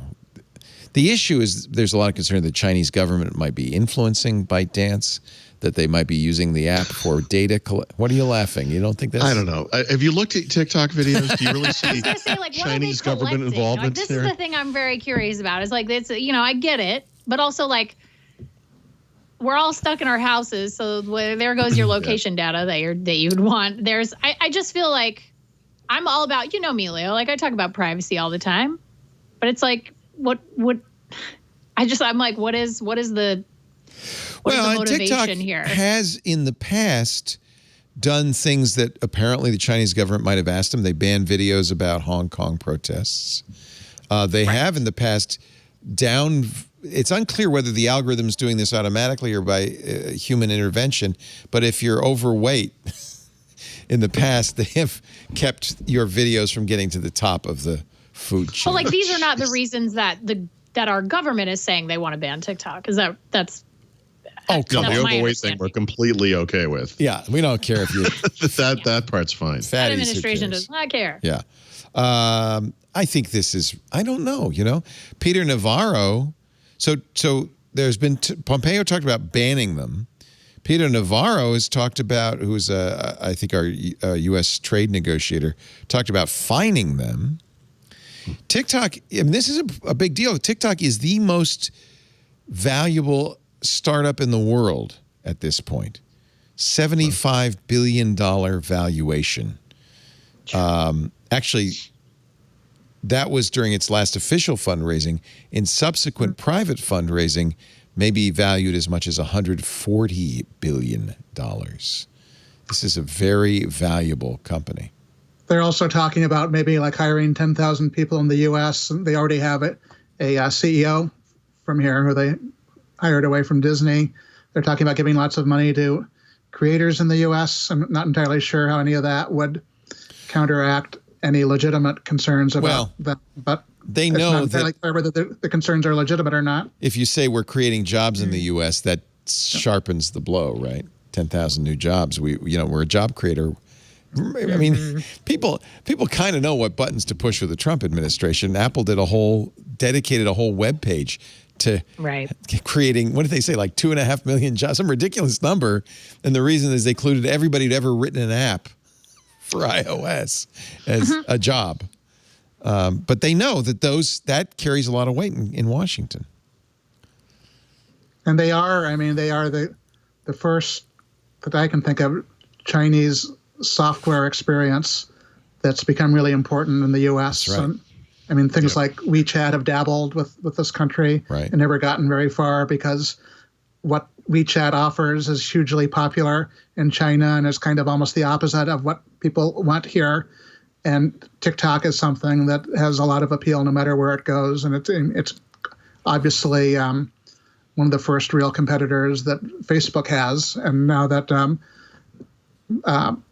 TikTok's not available in India, Facebook has Reels, which is sort of a TikTok clone, which is available in India and taking advantage of that. I think the thing I think about when I look at TikTok is the really endless creativity in people. I can't compete with that. In this kind of cool short I'll never think of that. Yeah. Yeah, it doesn't, at least what I'm looking at now, I'm not logged in, so this is just the generic stream on their website, in fact, you don't even see any Chinese people. Right. But it's very creative, and people are very talented and doing really interesting things. Oh boy. And see, this is why I don't have it on my phone. I can't. Now, what you're not getting, because I'm not playing the music because I don't want it to get taken down by some third-rate lawyer for some cheesy 70s band. So what you're really missing is this is all lip-synced or synced to popular music tracks. To the song Wait. Every video. Yes, everything is synced to White Lion. Wait. Yep, it's all wait. There's a cow waiting. All right, well, I could play this. It has original sound. No. It's a cow. Just got banned in India.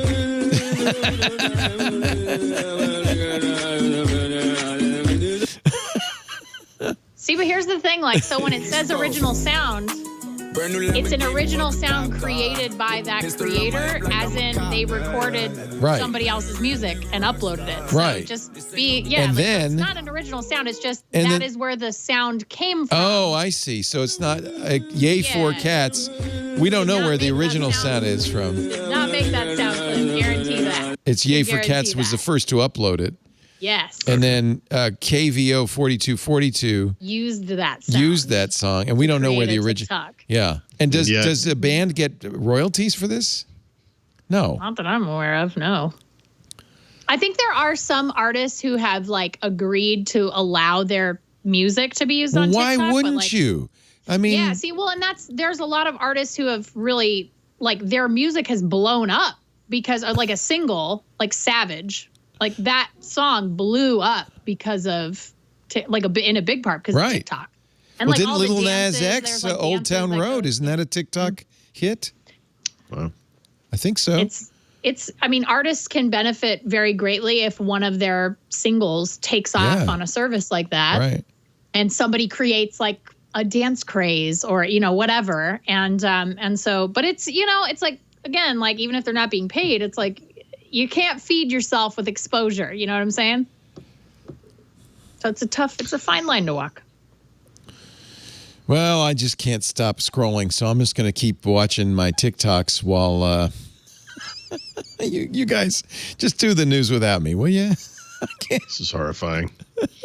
It's even more horrifying when you see that it goes with Fergie's Fergalicious. It's the best. I mean, it's such a weird place of like just everyone's such a delightful weirdo there. Like I love it. It's too good. And it doesn't in any way feel like this is a manipulative attempt by the Chinese government to turn us all into communists or anything. That's how they get you. Khrushchev only wishes he had TikTok. That's right. First they steal their music, then they steal your soul. You got to think that a lot of what's going on in Washington is people who never really saw TikTok or used TikTok talking to people who never really saw or used TikTok, and it's Chinese is all that really matters, and that's the whole conversation. What's this? Peter Navarro's accusing them of information warfare. Jeez. Peter Navarro is I don't know what to say. Peter Navarro is the guy who made up a expert source who he quoted in his books, who was actually an anagram of his own name. So I wouldn't put too much stock in his viewpoint. That is awesome. Harry knows what's up. He says he expects the president to take strong action against TikTok and WeChat for engaging in information warfare against the United States. See, that paragraph is not aimed at anybody who's ever used TikTok because as we just did, they go, what? Right. It's crazy. No. And then, by the way, Navarro's... Right when you mentioned xenophobia. It's xenophobia and sinophobia. And Navarro says if TikTok separates as an American company, that doesn't help us because it's going to be worse. We're going to have to give China billions of dollars for the privilege of having TikTok operate on U.S. soil. You are going to give them billions of dollars? Big rich people tax cuts, or like I have so many questions so many times when I don't even want to do this story, except I feel like what'll happen is, one day they're just going to ban TikTok and we're all going to say, what? That mouthpiece of the communist government of China has finally been silenced. As the you dancing mentioned, chickens and the dancing whatever. As you mentioned, Harry, TikTok is now doing a $200 million creators fund for I don't know what, people to make silly videos, I guess. It's very interesting.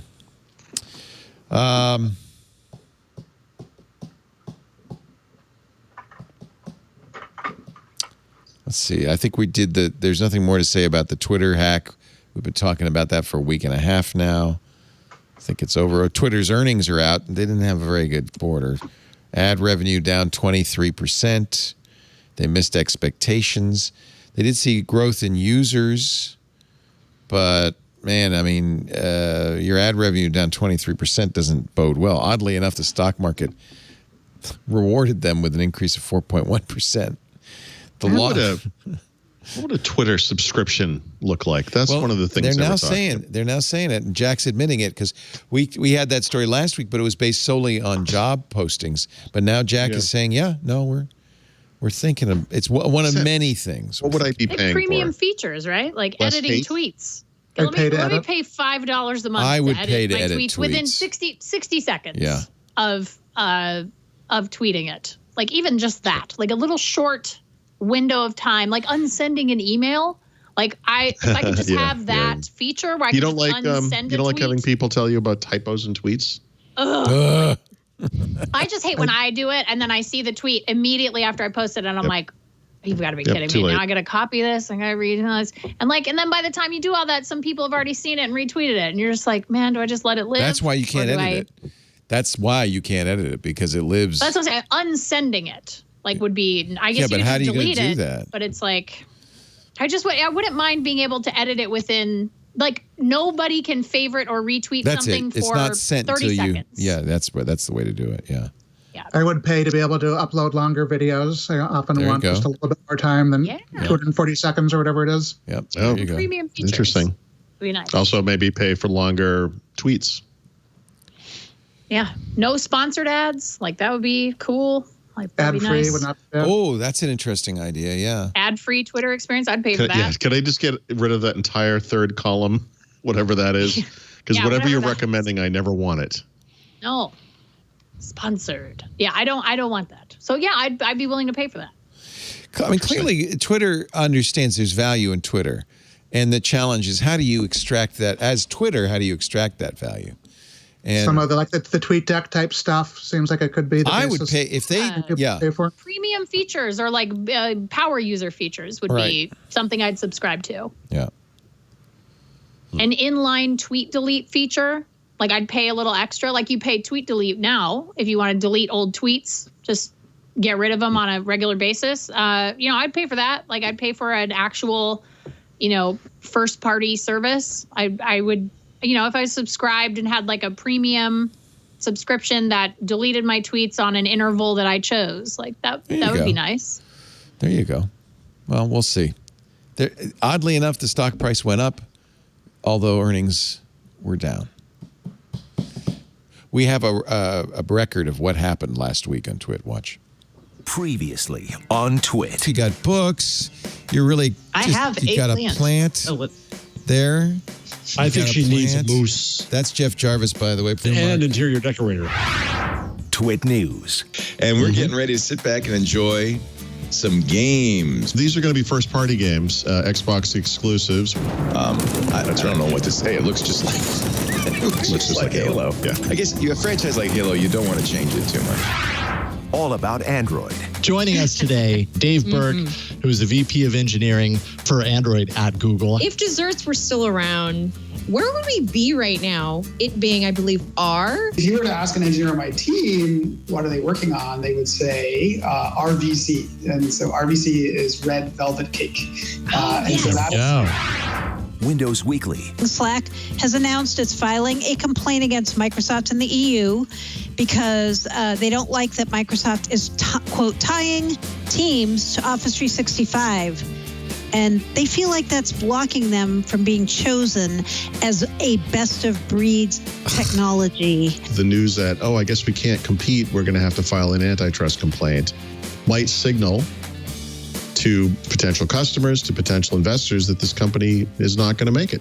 Twit. Friends don't let friends miss Twit. I do want to talk about the Slack thing because you were irate. You were pissed, but we have to take a little break. We'll come back. Also, Wither Intel. There's lots more. Our show today brought to you by LastPass. Your IT department has a tough job right now. More devices, applications, people working from home. New threats, new regulations, strong security, getting more complicated than ever. Thank goodness. LastPass provides your IT department with strong security that's easy to use and manage. LastPass lets you secure every entry point from shadow IT to apps to mobile and cloud services. Their access solutions give you visibility and control over every access point to your organization. You can unify access and authentication. Employees access a variety of applications and devices, but that can lead to a lack of visibility. You can't really see what your users are doing from application to application or device to device unless you use LastPass. LastPass Identity offers a simple and integrated view across all access and authentication tests. IT will know who's accessing what, when, and where, and that's really important, especially with employees working from home. And the beauty part of LastPass is you get increased security without impacting productivity. It doesn't slow down employees. It doesn't hurt productivity. It actually makes their job easier. So they're more likely to want to use it. Single sign-on, as an example, is so much better than passwords, makes it easy to sign on. Employees love it, and yet it's more secure. It's kind of LastPass does the thing that's the hardest in security. It makes it more secure and easier. And, of course, it's the best password manager out there. Passwords are entryways into businesses. You can't be using sticky notes and spreadsheets to keep track of them. You need LastPass's secure vault, decrypted and encrypted only at the device level. The password, the master password, is never sent to LastPass. Only your employee knows it. They don't store it. It works on every device you've got: iOS, Android, Mac, Windows, Linux, every browser known to man. And your data is always secured with the strongest 256-bit AES encryption, the same used by banks and the military. It's as secure as you can get. Protect your business and your IT department with the tools you need to keep your business safe with LastPass. LastPass.com/twit. Find out how they can help you stay productive and secure. LastPass.com/twit. Here we are in the beautiful LastPass studio. I'm the only one here, but we thank you, LastPass. You wrote us. They're in spirit. They're here in spirit. Speaking of the IBM, deserted IBM facility, you wrote a piece, Paul, called "The End of an Era at Intel." How long before we see a disused cafeteria with lawn chairs? Yeah. And I'm nervous about Intel. This is a company that just actually posted stellar earnings. Their business is not quite equally split between PCs and data centers. They literally fabricate their own chips, which has always been kind of a competitive advantage. Although there's been a little drumbeat that they may stop doing that. And that's the story, which is Bob Swan during the post-earnings conference call, which I missed. I caught this late. Said someone asked, would you consider outsourcing TSMC or whatever? He said, yeah, that's a contingency plan for sure. Because TSMC has a 7-nanometer process. Oh, by the way, it has 6 they're about to launch and has 5 they're about to launch in the foreseeable future too. So, yeah, this is. And Intel, for some reason, they had trouble with 10, and now they're having trouble with 7. They say we're not. They're still having trouble with 10, by the way. They still haven't completed that transition. Why is it important? You better explain this. Why is that number important? The nanometer number, Yeah. it really speaks to the efficiency of the chips, and this is the problem. So as computing has gone mobile for end users and data centers have gone to the cloud, what we're looking for is that power per watt. It's the power efficiency number. And this is Intel has always been, they're the megahertz guys, right? I mean, they're really good at pumping up the power of individual chips. They're not good at bringing them down to smaller die sizes and making them more efficient. And they're not essentially taking advantage of Moore's law. Well, yeah, Moore's law it's over. It's over. Thanks, Intel. Well, but it's not over for TSMC. Well, Moore's law as a moving target has certainly changed over the years, but. Yes, I mean, the problem is Intel is about to be subsumed by, we'll just call it ARM because I don't know what else to call this, but those types of chips are more efficient and they are obviously ideal for a data center, which is, roughly half of Intel's business. And personal computing, of course, has gone mobile. And, off the top of my head, I mean, there are probably 10 times as many mobile devices. Is that right? That's maybe an exaggeration. Right. 8 times as many mobile devices sold each year as PCs, something like that. I don't think Intel's going to give up the PC anytime soon, but they're going to be the last company standing there, and that's not the business you want to bet your future on. You've finally come around to my way of thinking, Paul. I've been beating this drum for a while. Well, Leo, I have to disagree with you because no, look, the future. I've long felt like the future is open. For one thing, and that's kind of maybe a software approach. But yeah, you can see what's happening out in the broader world with regards just to personal computing. I mean, it's not, you can't ignore it. I mean, it's happening. Intel now says their 7-nanometer process, which is already delayed, it's already more than a year behind, won't be out till 2022 or 2023. Yeah. By the way, that's Intel speak for 2024 or 2025. Yeah. Yeah. So it's like apparently the yields are not good for their process. Yeah. He says they identified a defect mode in its 7-nanometer process that caused yield degradation issues. Basically, they are just struggling at this point. Now, admittedly, Apple abandoning Intel chips it's a small fraction of their business, doesn't it? Affect them on the but I think, line. but it is indicative. Apple, as a company that, well, look, they're concerned about control here, but that Apple is able to make this transition now is astonishing. And and they see the future. I mean, they're wrapped up in that future. They are very much a post-PC company.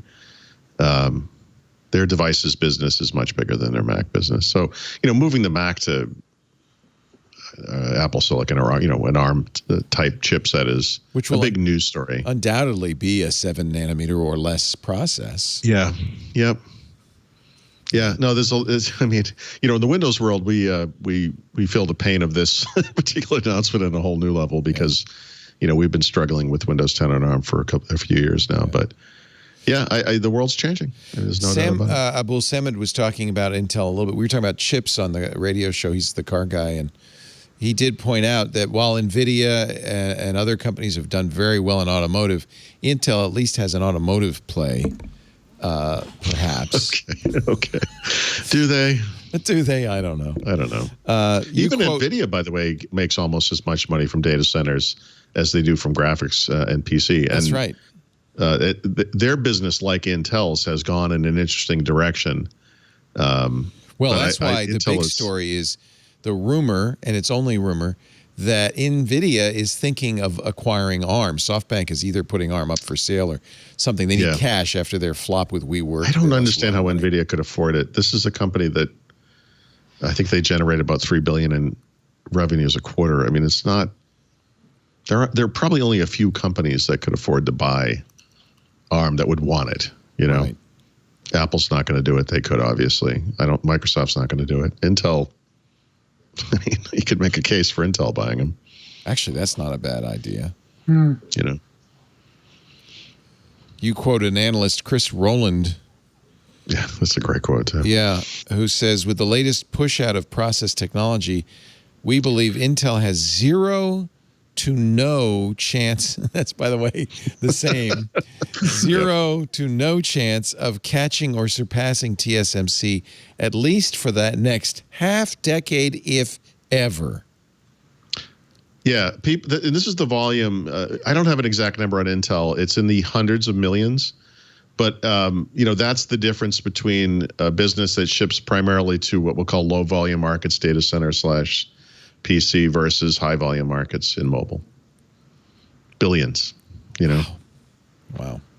It's just a sad story for American manufacturing, given that Intel was such a great American manufacturing story for 50 years. So regardless of, it's very bittersweet for me, regardless of whether the devices that come out are better or worse or whatever. It would be nice to see Intel flourishing. Right. And the era has been ending. I mean, at least ever since the smartphone became a big thing and Intel tried to make smartphone processors and failed. So, Harry, does AMD at least show that maybe x86 has some life left in it, or? Yeah, and then Intel is also dealing with AMD, which is resurgent and doing well. So it's not, they even have meaningful competition in the PC area these days. Yeah. Yeah, I mean, I honestly, and this is AMD what doesn't make their own chips. No. So, I mean, AMD, right. They must use, do they use a TMSC or a TSMC? They spun out their manufacturing and it became Global Foundries. Oh, Global Foundries, that's right, yeah. I mean, Intel did this famous thing back in the late 70s or early 80s. At one point, they were doing a lot of memory chips, and it was really successful for them, but they decided the future was not memory chips, and they bet everything on microprocessors, and shut down the memory stuff even when it was doing well. And I kind of wonder, is there like a big bet Intel could make today that would be the equivalent for that? And part of it might be kind of acknowledging that the future is not in being quite so vertically integrated. Actually, and this is a little scary, AMD is fabbing a lot of its chips now at TSMC, not Global Foundries. Okay, that's what I thought. Yeah. That's probably how scary. they're hitting 7 nanometer. Yeah, of course, that's how they get it. Yeah, these guys know how to do it. I've heard those people say, I don't know anything about this, that 5 and 7, as described by TSMC, isn't the same as 5 or 7 described by Intel. That their metrics are. Yeah, you're talking about like node density and. Yeah. So they can't compare head to head, really. Except we're going to compare it, and unfortunately for Intel, Intel, do it anyway. Yeah, it just looks bad. This was okay, Harry. You probably have your finger, maybe Ashley, on the pulse of future technologies. I saw this story in the Washington Post, and I thought, what the heck? It's a picture of the mayor of Chicago, Lori Lightfoot, and the governor of Illinois, J.B. Pritzker, at an announcement. U.S. and officials and scientists unveiled a plan on Thursday to pursue what they call one of the most important technological frontiers of the 21st century, building a quantum internet. They had a professor from University of Chicago's Pritzker School of Molecular Engineering and senior scientist at Argonne National Laboratory, called the Internet Project a pillar of the nation's quantum research program. It's a birth of a new technology. Oh, and it will be, by the way, hacker-proof, they say. This all sounds really good until I got to the sentence. Maybe you can explain this to me. Maybe I'm just ignorant. Quantum computers are still at an early stage of development, not yet as powerful as classical computers. But connecting them via an internet could help accelerate their use for solving complex problems. The networks promise to be more secure, some even say unhackable, because of, hand waving here, the nature of photons and other quantum bits known as qubits. And my favorite part was when they said that devices on this quantum internet will be able to talk to each other using something called quantum entanglement without being connected in any way. What? Is that magic? I think that's magic. They're not connected. Clark's third law, but that aside. It seems impossible. Oh, and by the way, the reason it's not hackable, this is another good one, is the Heisenberg uncertainty principle. If you snoop on the traffic going on in the quantum network, it changes. So you can't hack it because you can't look at it. It seems like a really raw idea right now. Yeah. Especially given the state of quantum computing in general. Then again, the internet got going in 1969, and it was a very raw idea back then. And it sounds like the notion for the quantum internet is it would start as something for military applications and academia. I think over the next few decades, it's a totally logical idea. That article you mentioned, I think, also says that nobody is really sure who's going to pay for this right now. Well, we know that the Energy Department is investing $500 to $700 million a year, with more to come. So it's my guess that these guys are going, we can invent this. Just give us some more money. I'm not entirely clear why you couldn't just sort of connect quantum computers over the internet more or less as we know it. And right. I think that would be more secure, just given the ability of quantum computers to do encryption at a level that classical computers can't do. This is, and maybe it's the Washington Post and it's, difficult reporting, and I'd love to know more, and I was hoping somebody would explain it to me. For instance, they say that they've built a 52-mile quantum network, and that's going to extend to 80 miles, and then in New York, there's an 80-mile quantum network. But at the very next paragraph, they say a key piece of hardware called a quantum repeater still needs to be invented to amplify the signal over long distances. Right. So it's my guess they've got quantum computers over a standard network, not a quantum network, because they don't have a repeater yet. Right. Harry has it right, where this is stuff that's decades away, I would imagine. I think my biggest concern is I agree with the, if you really want to make things a little more hacker proof, like sponsor encryption bills. Yeah, there you go. Sponsor encryption bills. There you go. We have existing technology that can that can help keep hackers out of things. There you go. Sponsor encryption bills, be pro encryption. But on that same note, I think the thing that I also have concerns about, or that I would have concerns about whenever this happens, is when we originally developed the internet, it didn't exist before. And now we're talking about two different kinds of internet, and it seems like one will be maybe a little harder to access for people of lower income, people of lower means, people in more rural areas. You can't use the quantum internet. No. And the thing is now you're creating. You gotta have the slow internet.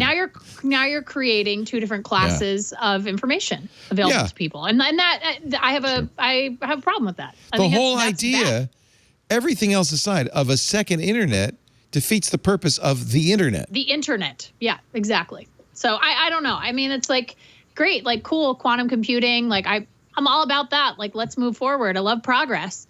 But I was tweeting about it this morning. I get very frustrated when I read about technology or computer science programming or any startup that does not consider the worst intentions of the worst people when they build products. They think, oh, it's going to be great.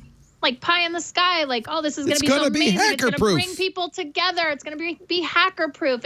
Here are all the great things it's going to do.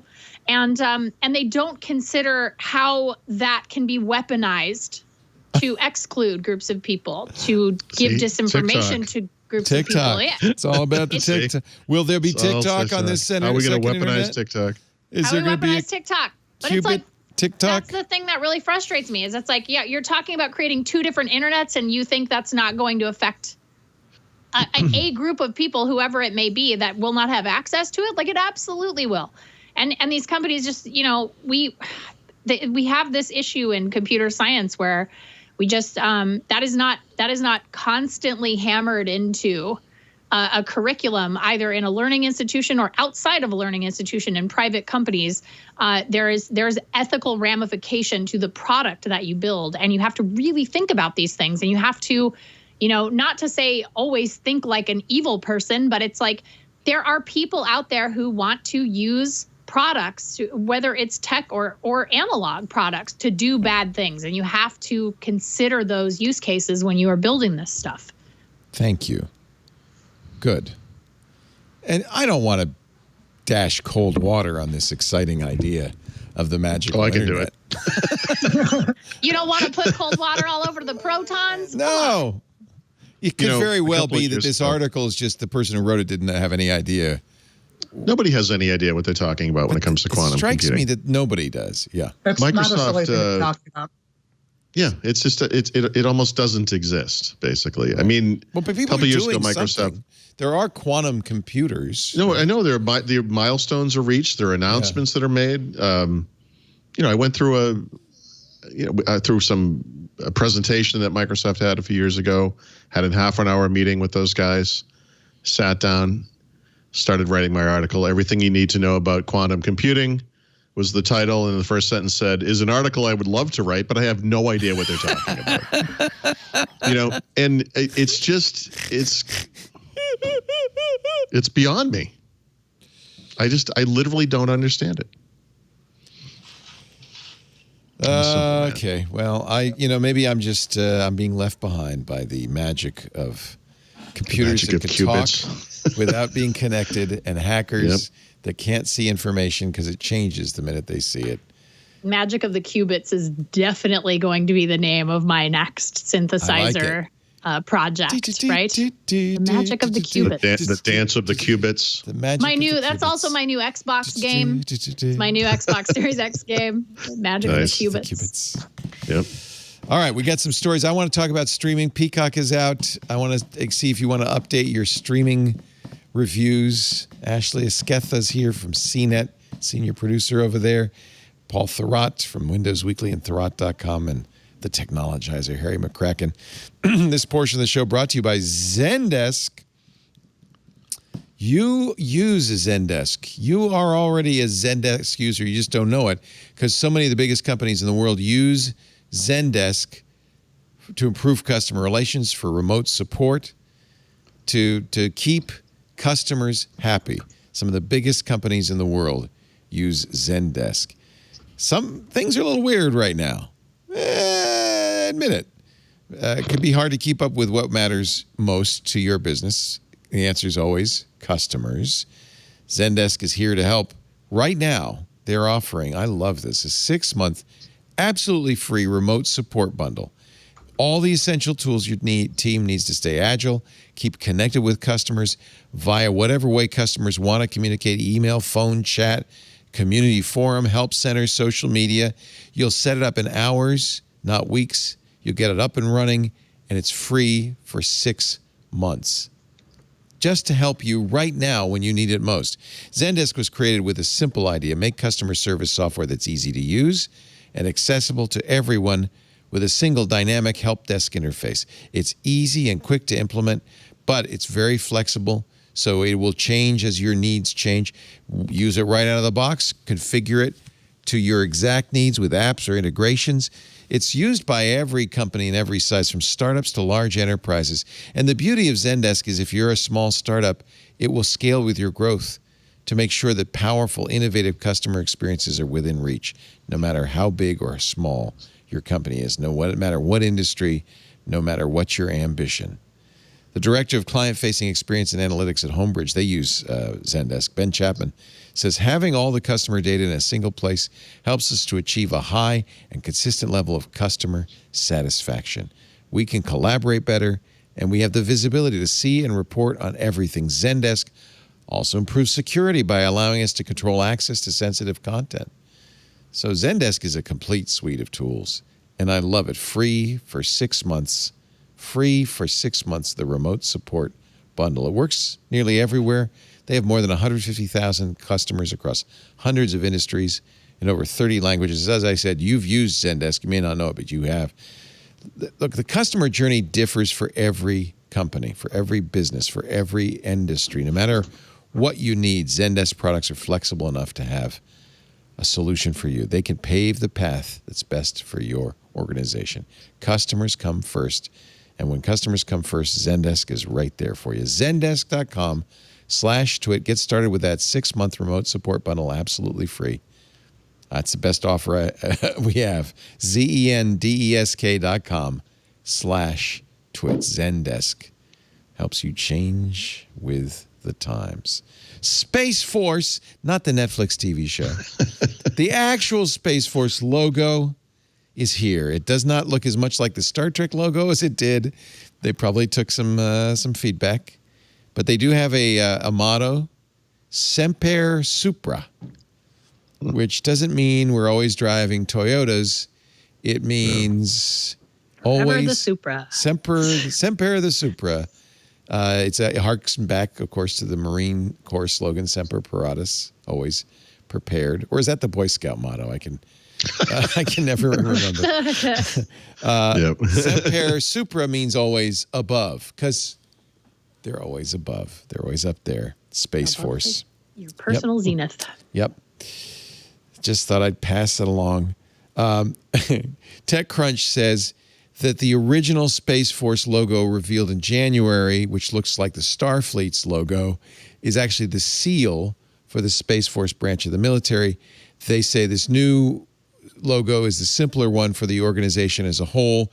They say you could tell them apart because this one looks more like the Pontiac logo. Nice. Nice. Well, but they're not using it anymore. It's okay. No, this is the one they're using, the Pontiac logo. No, I mean Pontiac, they're not using it. Oh, that's right. They don't need it. So, yeah, why not? Keep it alive. Just make it red. It will be perfect. Wednesday's the day that the teddy bear picnic on Capitol Hill. Mark Zuckerberg, Tim Cook, Jeff Bezos, Sundar Pichai will gather to testify before the House Judiciary Antitrust Subcommittee. I hope they stream that live. Do you think they're going to break out into like a four-way, flailing fight thing where they just slap each other? Nut job. I always look forward to it because it's always so much fun to hear senators who have no idea what they're talking about. Sure. Actually, it's the House, but they're equally clueless. Say, so help me again. How do I post on TikTok? Yeah. That would be fun. I'm trying to attach something in an email message, Mr. Zuckerberg. Is that something you could help me with? Can you help me with that? Yeah. That'll be fun. My granddaughter says. Yes. That's the Can you help Can you help set up my printer? Like it's that. How can I tell which videos on TikTok are from the Chinese government? Yeah. Oh, Lord. But they did get them. They got them all, the big four. They're showing up. That should be fun. I think you should get this chair, Ashley, for your woman cave. The Herman Miller X Logitech gaming chair, a mere $1,500. It glows, apparently. I got to start a GoFundMe. Yeah. I've been using it. Start the GoFundMe. I'm desperate. My back. I need a chair. 20 years. They last. It was designed. It's called the Embody Gaming Chair. It was designed with help from 30 physicians. I don't know why 30. Looking for something that could satisfy the needs. Second opinion. You got to have your 30th opinion. 30. I love a good 30th opinion. There are 30 people. There's padding with copper-infused particles designed to cool off the body and pixelated support, which helps more evenly distribute the sitter's weight. And if it's a gamer, it's probably considerable. Is there like a Cheetos bag that attaches to the side? A special Cheetos holder. Kind of a trough that you can swing over. A cup holder would be nice. Oh, got to have a cup holder. Be good. Got to have a cup holder. Army, the U.S. Army, not going to be on Twitch. No. They're still upset about Mixer. Yeah, yeah, right. Yeah, they're very, very upset. There was, I didn't know boycotting this, Twitch. A recruitment-oriented Twitch channel. Of course, it's Twitch. So immediately people go in the chat room and ask, can I participate in war crimes? Is that part of the deal? Sorry, I'm sorry. And we're worried about TikTok because of some kind of Chinese government thing? Like, seriously? They're just jealous they didn't think of it first, right? Yeah. Like, that's what it is. They're mad because it doesn't belong to our government. That's what they're mad about TikTok. Yeah. Oh, boy. Esports. Like, why didn't we think of that first? Esports consultant and journalist Rod the Slasher Breslau said, due to recent media coverage of fake giveaways and potentially unconstitutional bans, the U.S. Army esports team has paused social activity streaming on Twitch and official activations with Twitch, including participating in upcoming Twitch Rivals events. Today I learned the Army has an esports team. Didn't know that. They're not going to resume any contact with humans until spring 2021. So just like the rest of us. Yeah, that's right. A Crispr Cow was born. The scientists spent years editing a sex-determining gene into bovine embryos. We can now tell you the story. In April, Cosmo arrived, and he's definitely a boy. Mm-hmm. I have great news. Yes. For anybody who wants a boy cow. You can, in fact, do that without gene editing. Gene splicer, yeah. Yeah. Might save you a couple bucks. Just, you can have that information for free. Yeah. Anybody out there looking. Yeah. Now, if you got a quantum cow, that I want to hear about. Cubic cow? Oh, boy. Cubic cow could be in two places at once. Yeah. So, Peacock, 1.6 million downloads in the first week. 1.5 million. Those are cute Quibi numbers or whatever. Those are Quibi numbers. It is free, right? Although there are paid tiers that give you various other things like no ads. Quibi got 1.2 million installs in the first week. So it's a little bit better than Quibi.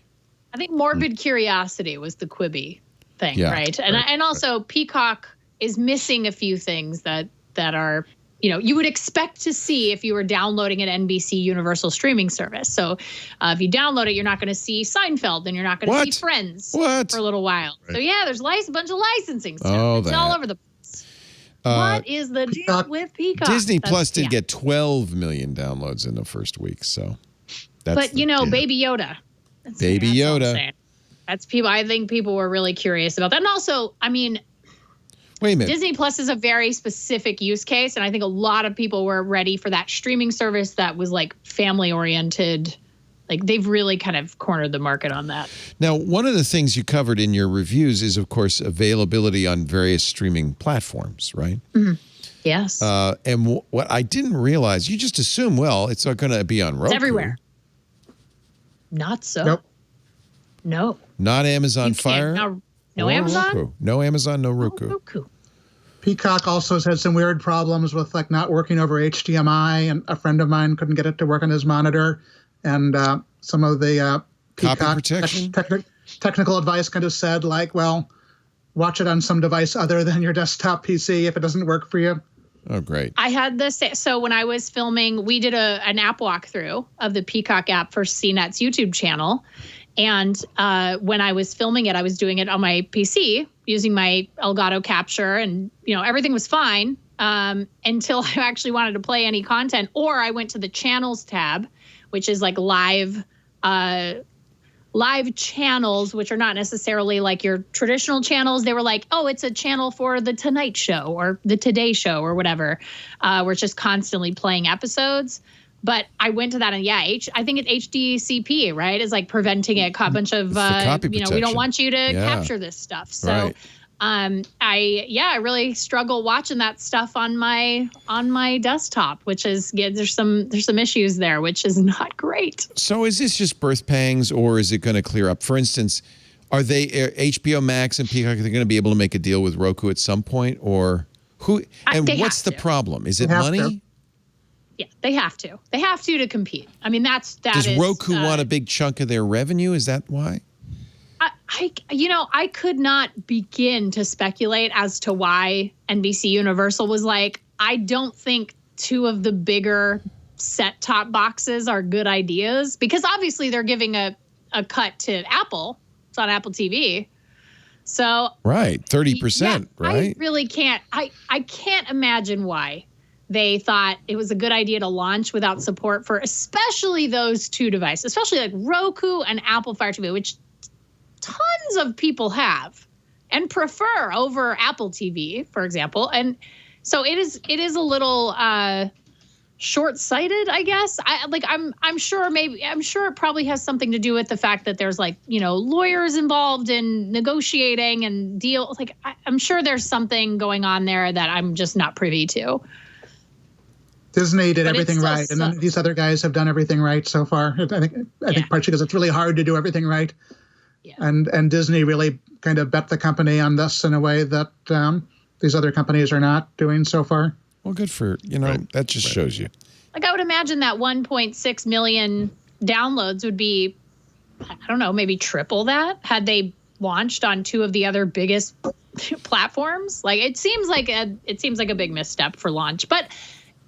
People who are streaming are not reading these articles, right? This is like very inside baseball. They don't care about how Peacock's doing. They'll just go download it whenever whenever they remember it exists or it is in their face. And then they go, oh yeah, I'm just going to use this. Like, I don't think this number will affect anybody's willingness to download it in the future. Mostly, at least if I use myself as an example, it just comes down to, is there a show I want to watch?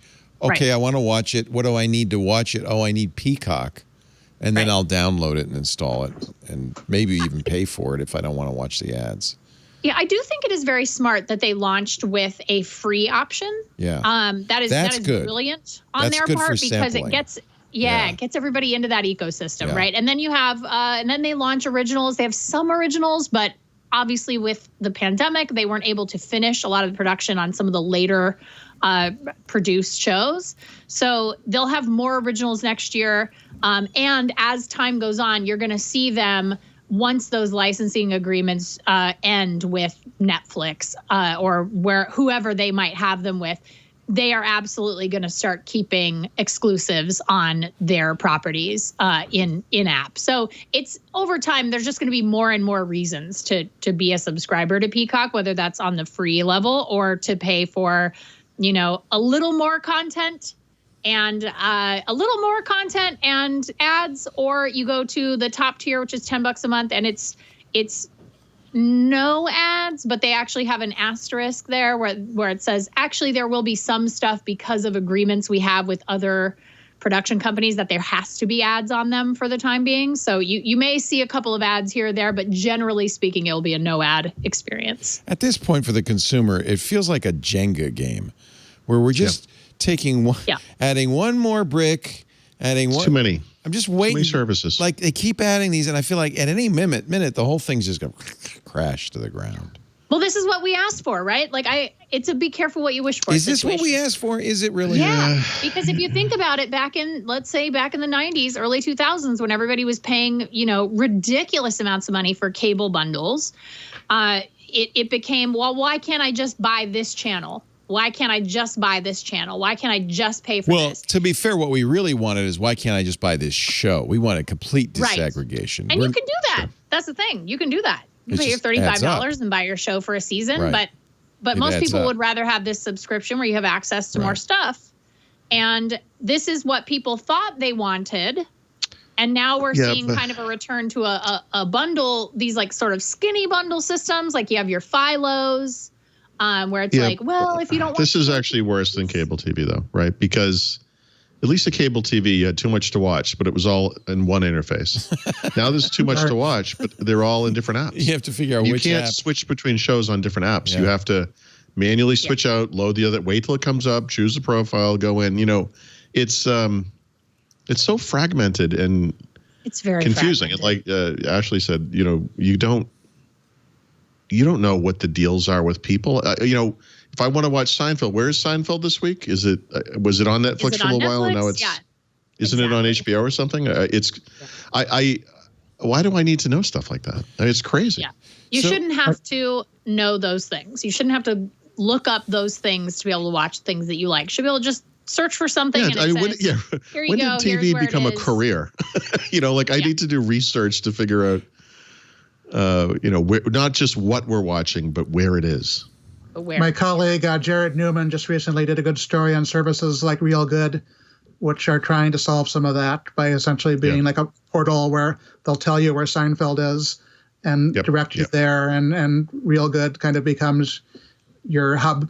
And the other things are more like satellite services. Your stopping point. I mean, Apple's trying to do this with Apple TV. Apple is doing it. But it doesn't Apple TV isn't bad Apple doesn't at it. They're not terrible. But it doesn't include Netflix. So that's kind of a big gap. Well, that's the thing. You're right. There's always going to be this kind of problem. It's so it's just you so have terrible. To have these services connected to whatever it is that you want it to give you search results for. And some of these companies are like, no, we don't need that.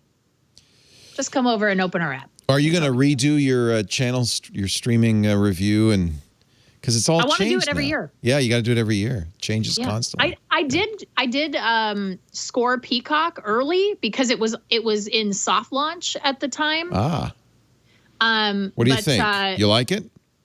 I like it. I think I really like the categories it offers. I think some people are really turned off by them because they're extremely specific and niche, kind of like those really weird Netflix categories. But I am very curious. I think for me, over time, that trending tab, which is a very interesting and eclectic mix of here's a 3-minute news clip of the day. Here's a show you might like. Here's this.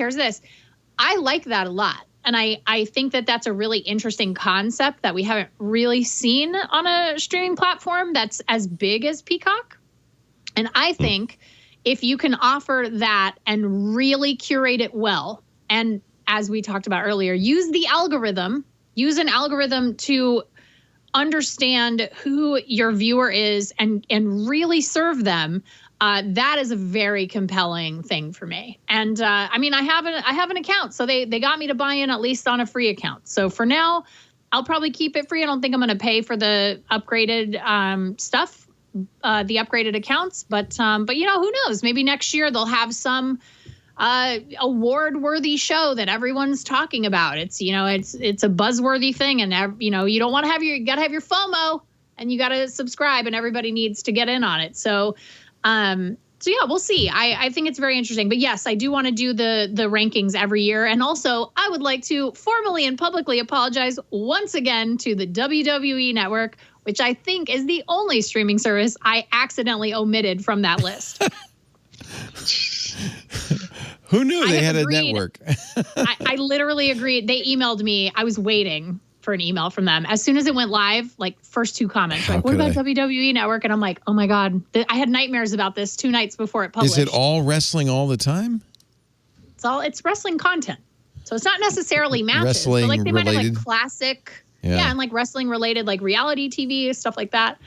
But yeah, I felt really terrible about it. It's the only place to stream SummerSlam 2020.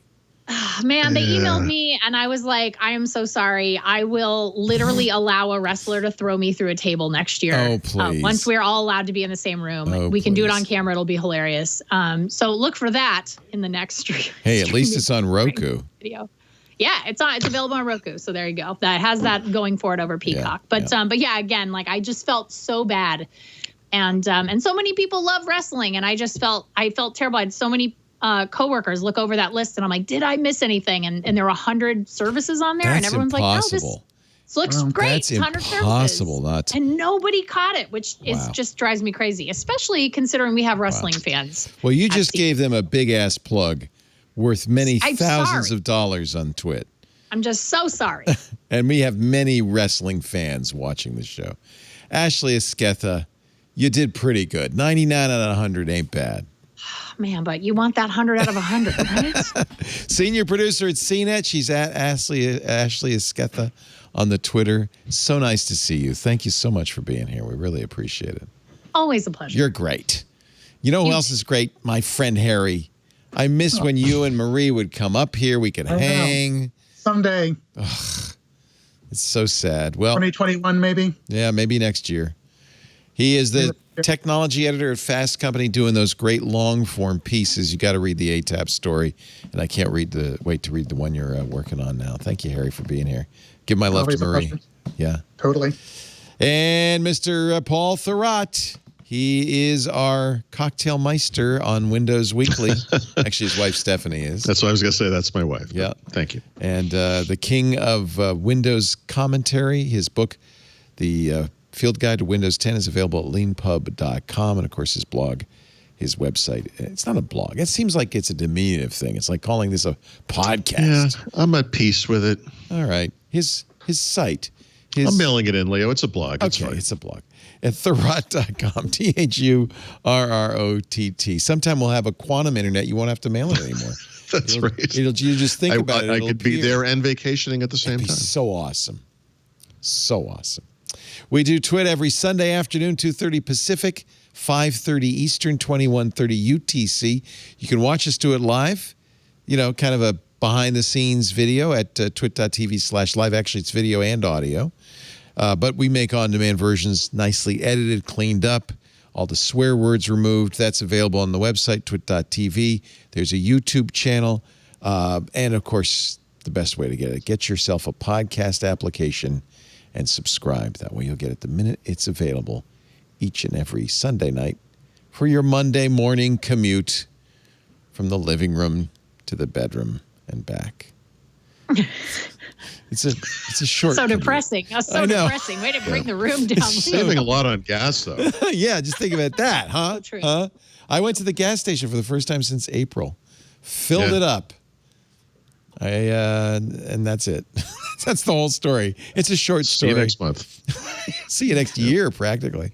Yeah. It's a 2-mile drive to work. I do come in twice a week, but still, or more than that, 3-4 times a week. Yeah, 8 miles a week. Thanks, everybody. Have a wonderful week. Stay safe, stay healthy, and we'll see you next time. Another Twit is in the can.